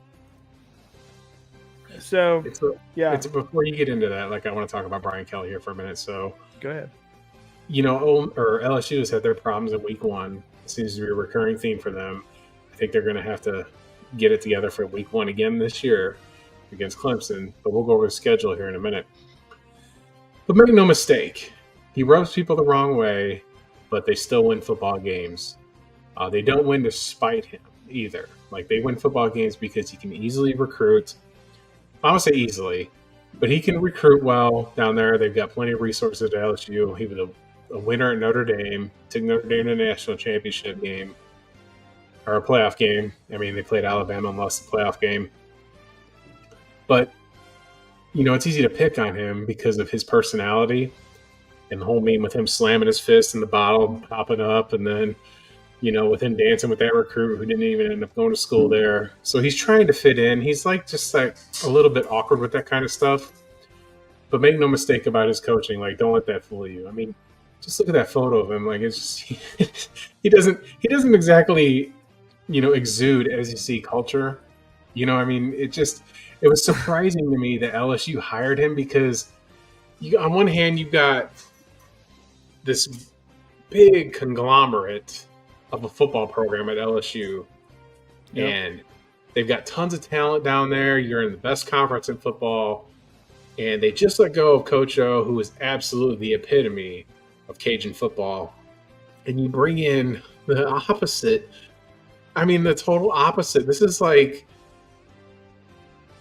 it's almost like, I guess it would be, you went from your dad to your stepdad. I don't know how else to put it, but it just doesn't feel like he belongs. It still doesn't feel like he belongs at LSU. If any LSU fans ever watch this, tell me if that's how you feel, because he wins. I mean, he had Jaden Daniels, but didn't have the defense in order. He's got this going and can't seem to really piece it together. Yep. Meme, but it just doesn't. It looked like he would be better suit for the Big Ten or, out west, which is, I guess, a part of the Big Ten now. Like, he would have been ideal, I think, to take over that North Carolina program and really do something there. They're kind of similar in terms of who they got there right now. Obviously, one's a little bit more prestigious of a coach, but he's got his type of personalities, right? Brian Kelly has his history of winning, so I got to give him his flowers there. Absolutely. I mean, he's done some really good stuff, and then he's done some really mind-numbing. If I was an LSU fan, I'd be just like this, I can't take this guy, but he wins, and then you're like, well, do I forgive him? I don't know. It's like an abusive relationship where there's benefits involved, that there's money or something. I don't know. Pardon my kind of terrible analogies here, but that's just kind of how I see it with him. So with LSU, they went 9-4, 5-3 in the SEC. Notably, they had a tough loss, like you said, in the opener to USC.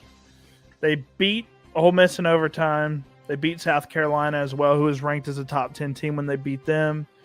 Then they met Bama. That was a tough game, 42-13. Jalen Milroe showed everybody, was like, hey, I can run, and I can run fast.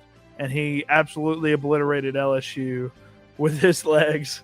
And, man, they also had a pretty ton of competitive games as well. And then they beat Baylor.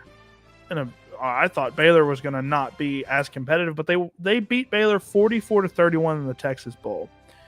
They're head coached by Brian Kelly, like you said, long-term, 11 years as the Notre Dame head coach. You want to know what his record was in 11 seasons? 92-39. Very solid record. But he is a defensive-minded head coach. I will say that.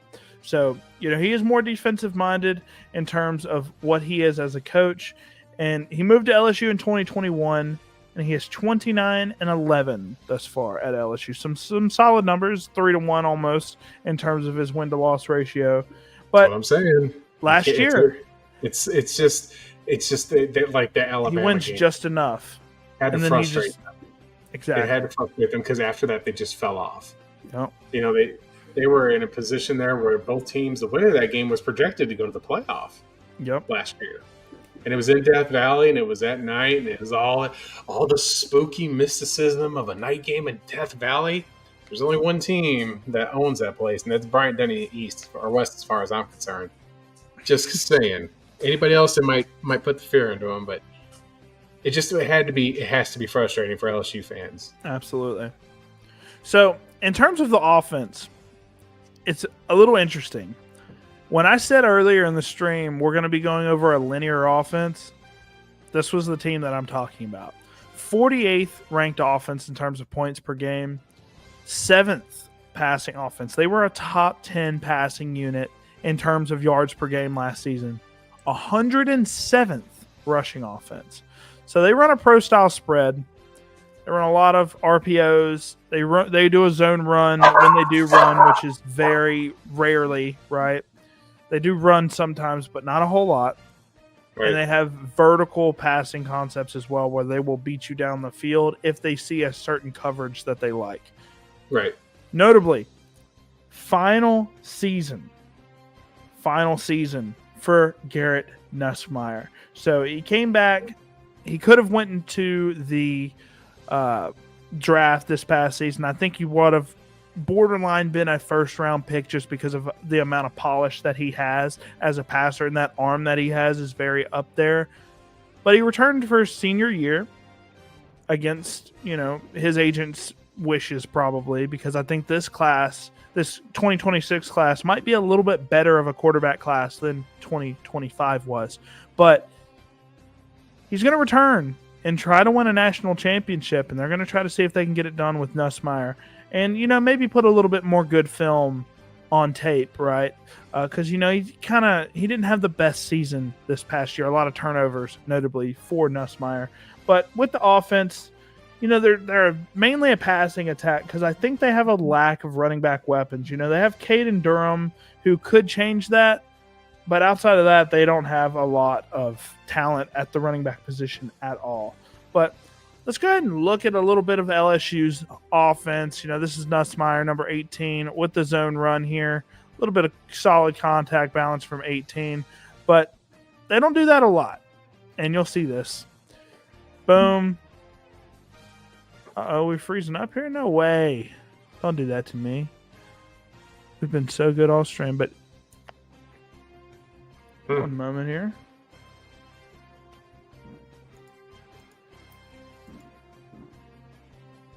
We're having technical difficulties for the first time. Yeah, I'm trying to figure out why that is. One moment here. But while he's looking at that, Nussmeier is going to come back. There were some big expectations for them when they were playing Alabama. The winner was projected to go to the SEC championship.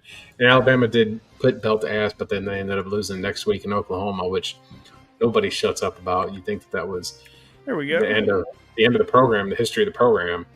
But LSU, LSU's got some really good weapons every year. I mean, it's a school that puts out Joe Burrow, Jamar Chase, and Justin Jefferson on the same squad. Jesus. Absolutely. Yeah. It's just unbelievable. And notably, they had a receiver that I really liked in terms of a skill set in Kyron Lacey last year. Obviously, he had a pretty horrible story, unfortunately. Got into some trouble in terms of a car accident and then, ended up passing away, unfortunately, in an unrelated incident. Pretty tragic story for Kyron Lacey. Won't go too in-depth, but if you want to know a little bit about Kyron Lacey, you can Google him if you're interested. But let's go ahead and get into the LSU offense here. So that was the run play. Now let's look at the pass play, and you're going to see what's there that? A bubble screen in college football? Yes, a lot of bubble screens. A lot of bubble screens, and obviously they got 2 or 3 yards out of that. Here's another one here. But here's their vertical passing attack. Or no, that's a little bit of an overthrow on an out route. But you see Mason Taylor on a vertical route. You see a levels concept there. So they do run some pro-style concepts, but, they're still a college offense where they do run a lot of those RPO screens and things like that. But in terms of what they brought in, what are they returning? They got offensive coordinator Joe Sloan, who was mainly responsible for this passing attack and mainly responsible for the offensive play calling. So they have a one-dimensional attack, like I said, focused mainly on passing because of the lack of weapons. But they do have a sophomore running back in town. So we have Caden Durham coming off a 750-yard season with 6 touchdowns, and he can catch some passes too when he needs to.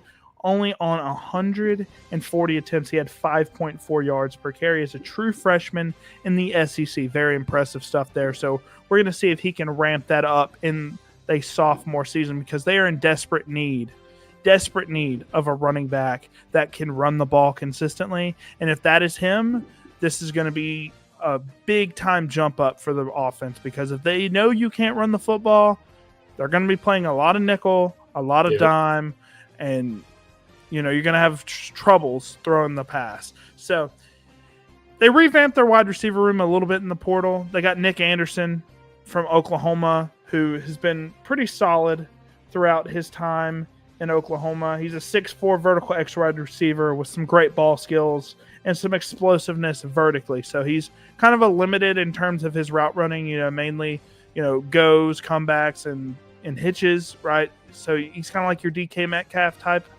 Then they got Barian Brown from Kentucky, who's not shown here, but he's 6'1", 184 pounds. He's an absolute burner, probably going to be their starting return man, and he's a super twitchy route runner as well. He's got some yak ability as well. So some notable wide receivers. They're not super big-time names. I think Nick Anderson was fairly highly regarded. I think he was a 4-star transfer. And then the question mark, the big-time question mark for this team is the O-line. They only have one returning starter. So it's going to be very interesting to see how that O-line functions this next year because Garrett Nussmeier, he's an okay athlete and he's good outside of the pocket when he needs to be, but he is at his core a pocket passer. And if you guys can't keep him in the pocket cleanly, he's going to have a ton of issues this next season. So I'm very curious to see how this offensive line unit works. But I'll go over a little bit of some highlights. So hold on one second.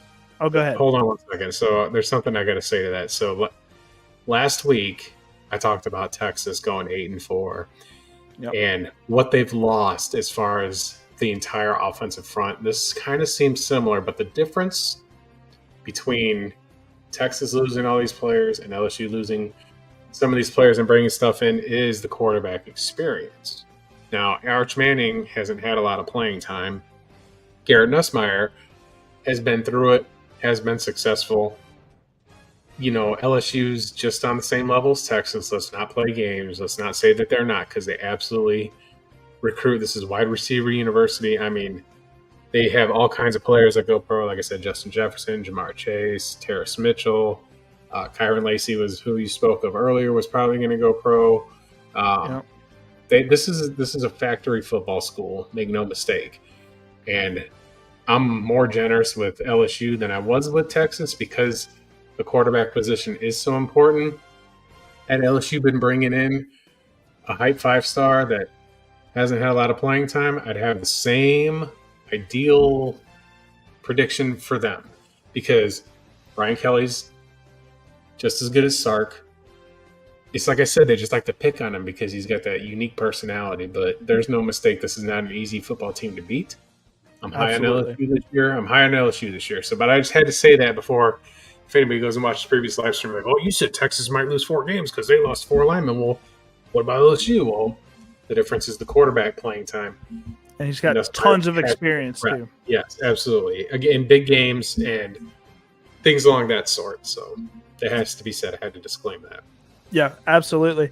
We got from Joe, Baron Brown, the master of the perfectly timed push-off as coined by Greg McElroy. So, yeah, he can deep downfield, he can get a little bit of separation, especially with the push-off. But if you're referring to his burst off the line, I think he's absolutely phenomenal there as well.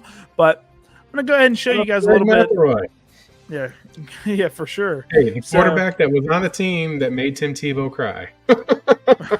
So here we go. We got some Caden Durham here. Solid burst. And I want to say, notably, I love running backs that look exactly like him.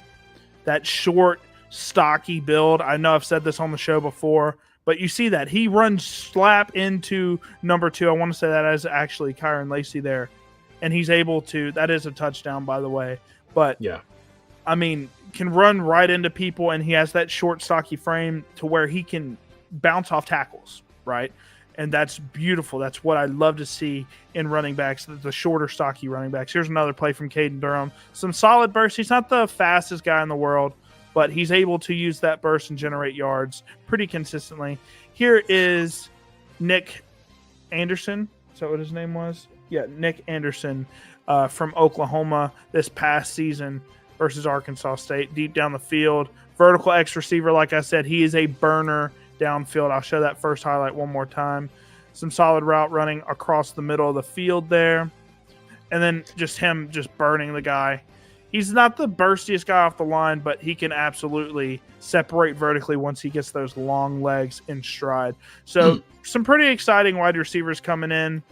Pretty brave of you, Bobby, to show those highlights of South Carolina. I don't know if you recall that game last year, but there was some really questionable officiating that cost South Carolina that game. Yeah, I did watch that game, actually. I think I was in the casino when that game was going off. If they had won that game, South Carolina probably would have went to the playoff. There's no doubt. South Carolina, Lenore Sellers was cooking last year, man. He's super exciting. I don't want to give away my key player for South Carolina, but it's probably going to be Lenore Sellers. So, anyways, let's look at the schedule real quick. So I have them going 10-2, 7-1 in the SEC. I think they are one of my favorites for the SEC championship. I think they're going to make an appearance. I don't want to give away too many of the guys that I think can make the SEC championship, but I think LSU is definitely towards the top of the list. So they do have, a fairly tough opener on the road versus Clemson. It's a tough game because last year Clemson, they had a fairly down, had some unfortunate losses, right? But man, does that offense and Cade Klubnik look great. They looked great last season, so we'll see how they do versus Clemson. I think LSU might beat Clemson, but that's going to be a dogfight. That's going to be a beautiful game to. That's one of the double headers to kick off, right? LSU and Clemson, or am I wrong in that? No, that's part of the elite triple header that I've mentioned when you start off the day with Ohio State hosting Texas. And then for me personally, it's Alabama at Florida State, and then that's the last game of the day. That's the Premier 3 triple header, week 1. I can't wait for that day. That's like counting down to my Super Bowl, college football opening weekend. Even though it's week 1, not week 0, but week 0 doesn't have any Premier matchups or any conference matchups, so we'll go with this. And less than 2 months away, man. Less than 2 months away. So I think LSU is going to beat Clemson. I think they beat LA Tech. I think they beat Florida. I think the only game that they're going to lose is in Tuscaloosa. I think that's the only game that they lose. I think they also probably drop a game. Well, actually, no. I have them losing to Clemson. Actually, right. I have them losing to Clemson, and I have them losing to Alabama. I have them winning every other game. So Florida, that's going to be a tough game, but I think they win it since it is in Death Valley. Southeast Louisiana, let's move on. Ole Miss in Oxford, tough game. I think they beat Ole Miss. South Carolina, I think they beat South Carolina. Vanderbilt, maybe they got another upset in them. I don't think so. Texas A&M, I think they got them. Tuscaloosa is just going to be a tough place to play, especially this late in the season too, in November. Who knows who gets hurt too. It's always that matchup. It's always the Halloween weekend. Alabama and LSU have played, and both of them will be off bye weeks that week. So, Arkansas. At home, I think that's a fairly easy one. Western Kentucky, moving on. Oklahoma at the very end of the season on the road. Sneaky game. Oklahoma could absolutely win that. But I think LSU is going to take that, and I think they go 7-1 in the conference, only losing to Alabama, and they go 10-2. So I think we are in agreement on this one. Last episode we had a lot of variance in our predictions, but we're generally pretty close in terms of our predictions on this episode, and I think we feel very similarly about LSU. I'm assuming that you also have them losing to Clemson and Alabama, or do you have them losing to another SEC school? Yes to one of those. So I kind of was going back and forth on Clemson in the It's going to be LSU a game, tough game. and I think Brian Kelly gets him over the hump. I think that is that game in Death Valley? Is that game in Clemson? The game's at Clemson, yeah. So I think that LSU pulls that one off, and I think that they run the table. And I think, like you said, it's Alabama, but I've got really high like Oklahoma vibes this year. Just the game's in Oklahoma. Norman is going to be. I think that they're going to win Red River. I know I'm really high on them after their mediocre season last year. I know Brent Venables is an absolutely polarizing coach for Oklahoma fans right now. They probably want his head after last season, but the Alabama game saved them. But I think that they can pull the upset off in Clemson. I think that they'll beat La Tech. I think they beat Florida, Southeast Louisiana. I think it's a piece of cake. Ole Miss, I think, is having a down season. I think that they can get South Carolina at home this year, even though Carolina will be pretty fired up to go out there, especially after what happened last year. Yeah. But I think that game comes down to a field goal at the end. I don't think Vandy has the same season they had last year, even with Diego Pavla. A&M is going to be really tough, but I think they can get that one. I think that they can get them at home. That's kind of been like a fun little rivalry between those two, because that's also the game that went like 75-72 that one year. Yeah, multiple overtimes and things along that sort. That's why they changed the rule, in fact, to have them start going for twos, was because of them. Yep. I do think that I don't think that they win at Alabama this year, even though they have a more experienced quarterback. We'll go over Alabama in 2 weeks. But excited for that one. Excited. They're going to be. One. I am. They're going to be a tough out this year. I mean, all the experience. Like, I can't stress experience enough. Almost that whole team's coming back. It's going to be a tough ass to win in Tuscaloosa at all this year. Arkansas, it might be 60-0. Western Kentucky, same thing. But Oklahoma, I think, will give them fits. And it's going to be interesting because I think that's going to be a game where one of those two teams can potentially play for the SEC championship. So you got Oklahoma, year 2 in the SEC, making a push for the SEC championship. I do. It's a bold statement, but I do like it. I like the pieces that they brought in for sure. So they got a new offensive coordinator, right? They have what's the guy from Oklahoma, from Washington State. The defense is fierce, man. The defense is fierce. Like, and in this league, that's how you win. You have to have elite defense, and if they get great quarterback play, right, it's just going to escalate to where they're going to. It's such a step up from Jackson Arnold, to where they're going to be. I just think that when they play Texas, it's Red River is such an amazing rivalry, and anything happens in these games. But I just think that they just beat them. I think that they win that game in Dallas, and it changes their whole trajectory for the rest of the season. Because the week before that LSU game is Alabama, Oklahoma is the week before, or 2 weeks before. It's one or the other. Yeah. So, because I think Alabama plays Oklahoma and then Eastern Illinois and then Auburn. So it's kind of in that same late season matchup. But I think that, the schedule rotates this year. So like next year, Oklahoma won't play Alabama and Ole Miss. It'll flip. Like Alabama won't play Georgia and Ole Miss because they've already played them last year. I think they play home and home, and then they rotate the schedule in blocks. Yep. So it's going to be all different SEC schedule. But I think Alabama plays. They're protected are Tennessee, LSU, Auburn. So those three will always be there, and then they'll rotate. So they'll lose Vandy next year. They'll lose South Carolina next year.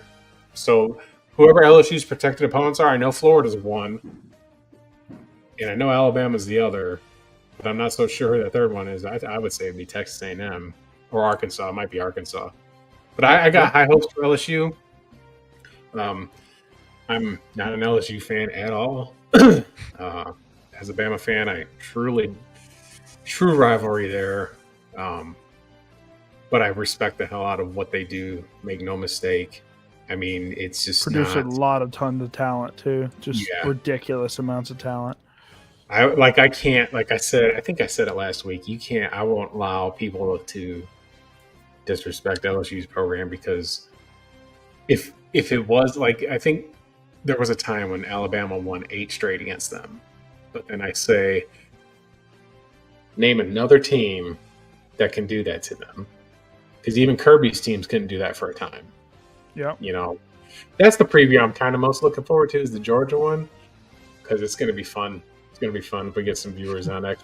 We're almost at 30. We kind of hovered around 30. We've hit over 30. We've hit 31, 32 at some point. So, yeah, guys, everybody that's jumped in the chat thus far, I appreciate you guys so much. Joe, Coy, fantasy football strategist, GOAT, content maker, Alonzo, all of you guys, even if none of you guys are watching right now, thank you guys for hopping in the chat. And you ex-viewers, man, if you want to ask us questions, any specific insights, whether it's related to the stream or not, always hop in the chat. We would love to answer your questions.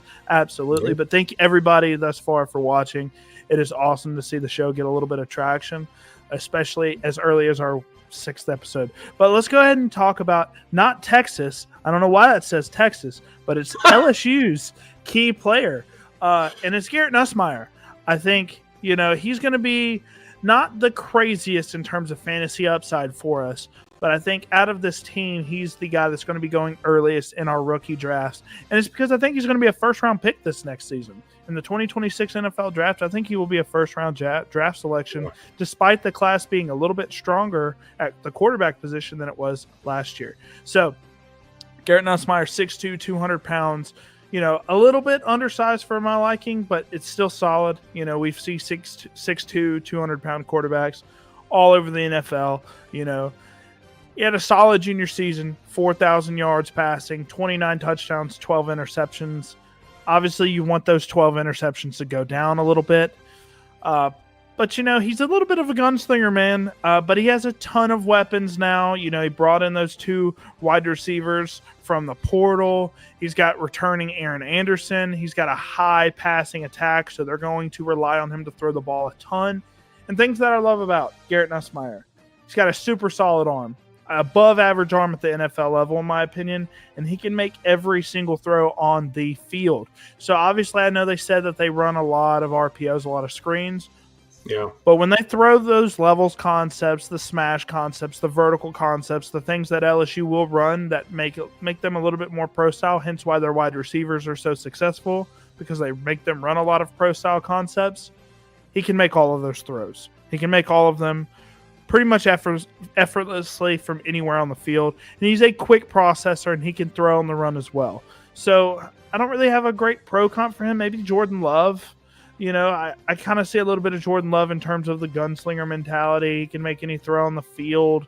Obviously Jordan Love played at Utah State, but he's doing it a little bit better competition at LSU in the SEC caliber playoffs. But I think Nussmeier has a lot of really solid NFL qualities that a team looks for in a quarterback. Now, he has some questionable decision making at times. He will just throw it downfield and hunt that big play. He's super competitive, obviously. Hence why he literally returned when he could have been a first round draft selection. He returned to college to try and win a national championship. And there's a little bit of respect that I have to give him for that, to try to come back and win a national championship. Saw all the talent that was coming in through the portal, saw that their draft class, their recruiting class was decent.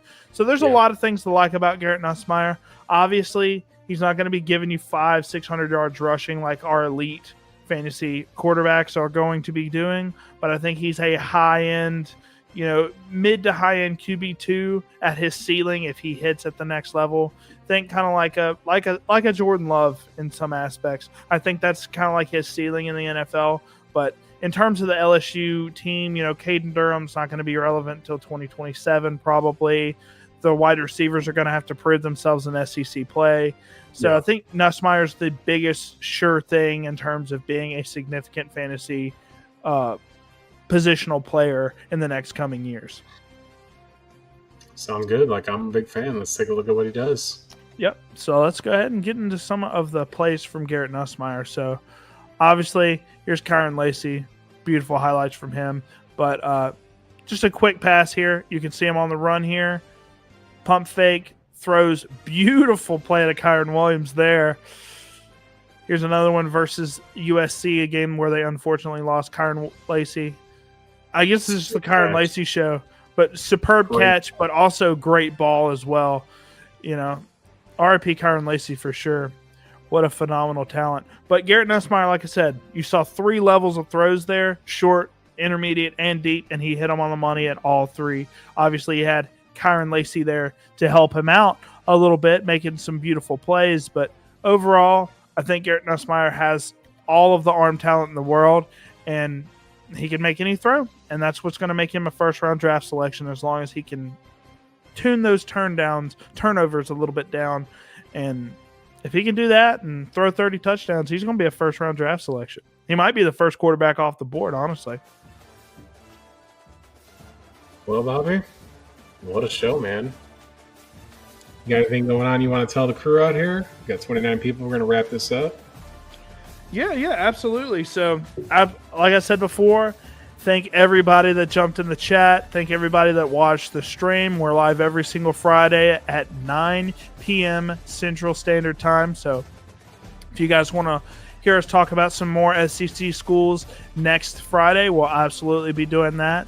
And if you guys want to check out either one of our channels, you know, Justin does a ton of sports betting stuff. So if you guys want to get your money up and make some smart bets, he is the guy to go to. And if you want to check out my channel, I do a lot of film breakdowns on specific players, notably a lot of NFL talent. But once the college football season starts rolling around, I'll be doing some college football film breakdowns as well. So if you want to do anything Dynasty related, my channel is a very good channel to check out. And like I said, if you want some solid income, Justin is your man, and he can get you right with some of his picks. He's been killing it in Canadian football leagues here lately. So, you know what's totally unrelated to that is next week the new college football game comes out, College Football 26. Trying to do a giveaway. I had to get 1,000 followers on X, which I've done. I got to get 500 subs on here. As soon as I get the 500 subs on my channel, I know Bobby's got about 150 more than I do. So if you're on his channel, just sub to mine. It won't hurt. And you get a free entry. It'll be an Xbox or a PlayStation game, whichever one you prefer. Yeah. And it's, you know, that's the last role video game that I really love to play anyway compared to anything else. I'm getting no interest in anything else. More interested in doing stuff like this and talking about sports betting and fantasy football. And anytime I can watch college football, it's just what I absolutely love to do. But it has been America's 249th birthday. Did you hear next year they're going to have an event at the White House, a UFC event on July 4th for America's 250? Did you hear that? That's been confirmed. They're going to have a UFC event. Yes, I'm a big UFC guy. So, fun fact about that, a little unrelated to the show, but not only has Conor McGregor said, I'll come out and fight at the White House, the recently retired John Jones has also just announced that he is re-entered the testing pool for USADA and will want to fight at the White House event. So, interesting. That could be the biggest card of all time. And, you know, obviously, I don't know if that's the best place to have a combat sports event, but regardless, I think it's really fun. I mean, I'm not super political, but I don't think the White House is the place to have a UFC event. But regardless, Trump's a big-time fan, so it makes sense, I guess, a little bit. So, I'm as a UFC fan, they're going to make a spectacular card, and I will definitely be watching it. Absolutely. What would be ideal is if John Jones is going to fight, that he fights Tom Aspinall.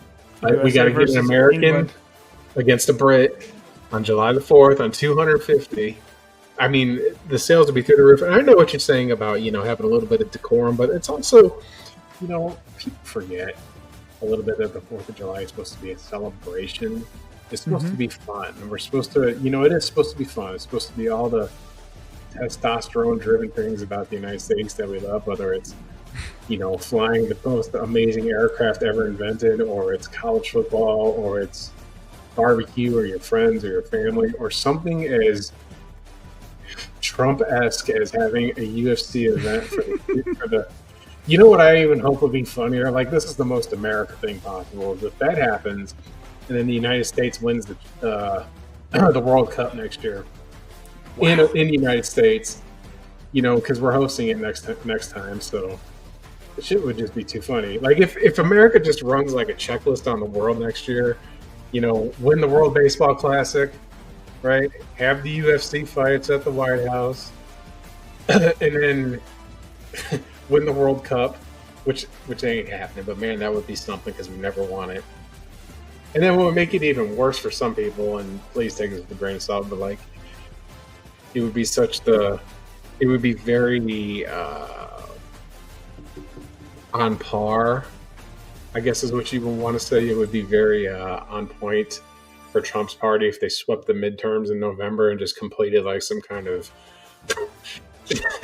it would be funny for a lot of people, wouldn't it be miserable for a lot of other people? But I do think that the UFC event at the White House would be absolutely hilarious. A once in a lifetime thing, though. That's not something that you regularly would do. You don't want to make a spectacle of it, but on that day, you kind of do. I mean, every year, what do we have in New York? We have the hot dog eating contest. Every year, we watch the same man jam 70 hot dogs down his face to start 17-time champion, which is insane. Yep, just like John Cena. So. But that's neither here nor there. But what a great show.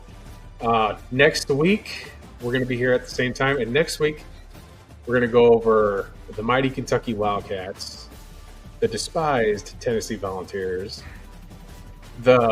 we think we're the shit now Vanderbilt Commodores, and Heisman candidate Lenore Sellers, and 99 speed overall Nick Harbor of the South Carolina Gamecocks.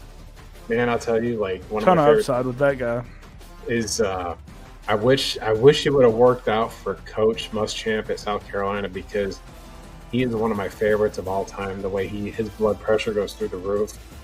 When they had the Georgia game in the playoffs, he was just a advisor. He's not on the staff yet.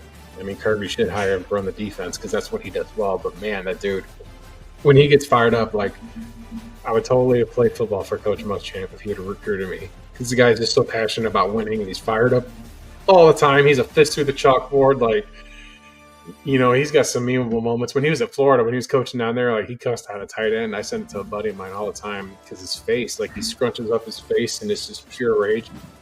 So absolutely funny stuff. Yep. But that's it, man. I hope you enjoy your 4th of July extended holiday weekend. We had our party. Yeah. We got some swimming plans tomorrow.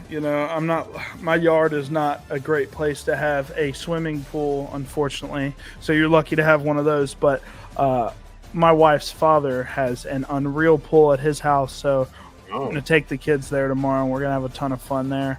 But As always, it was absolutely phenomenal doing the show, as always. And I'm excited to put everything together for next week, and we're gonna have a phenomenal show next week with even more viewers, because you see the viewers going up and up and up every single week. So I'm excited for everybody that's came each and every week, everybody that watched the show this week. Be prepared for next Friday, because it's going to be an amazing show. All right, with that being said, happy 4th of July, and we will see y'all next week. See you guys.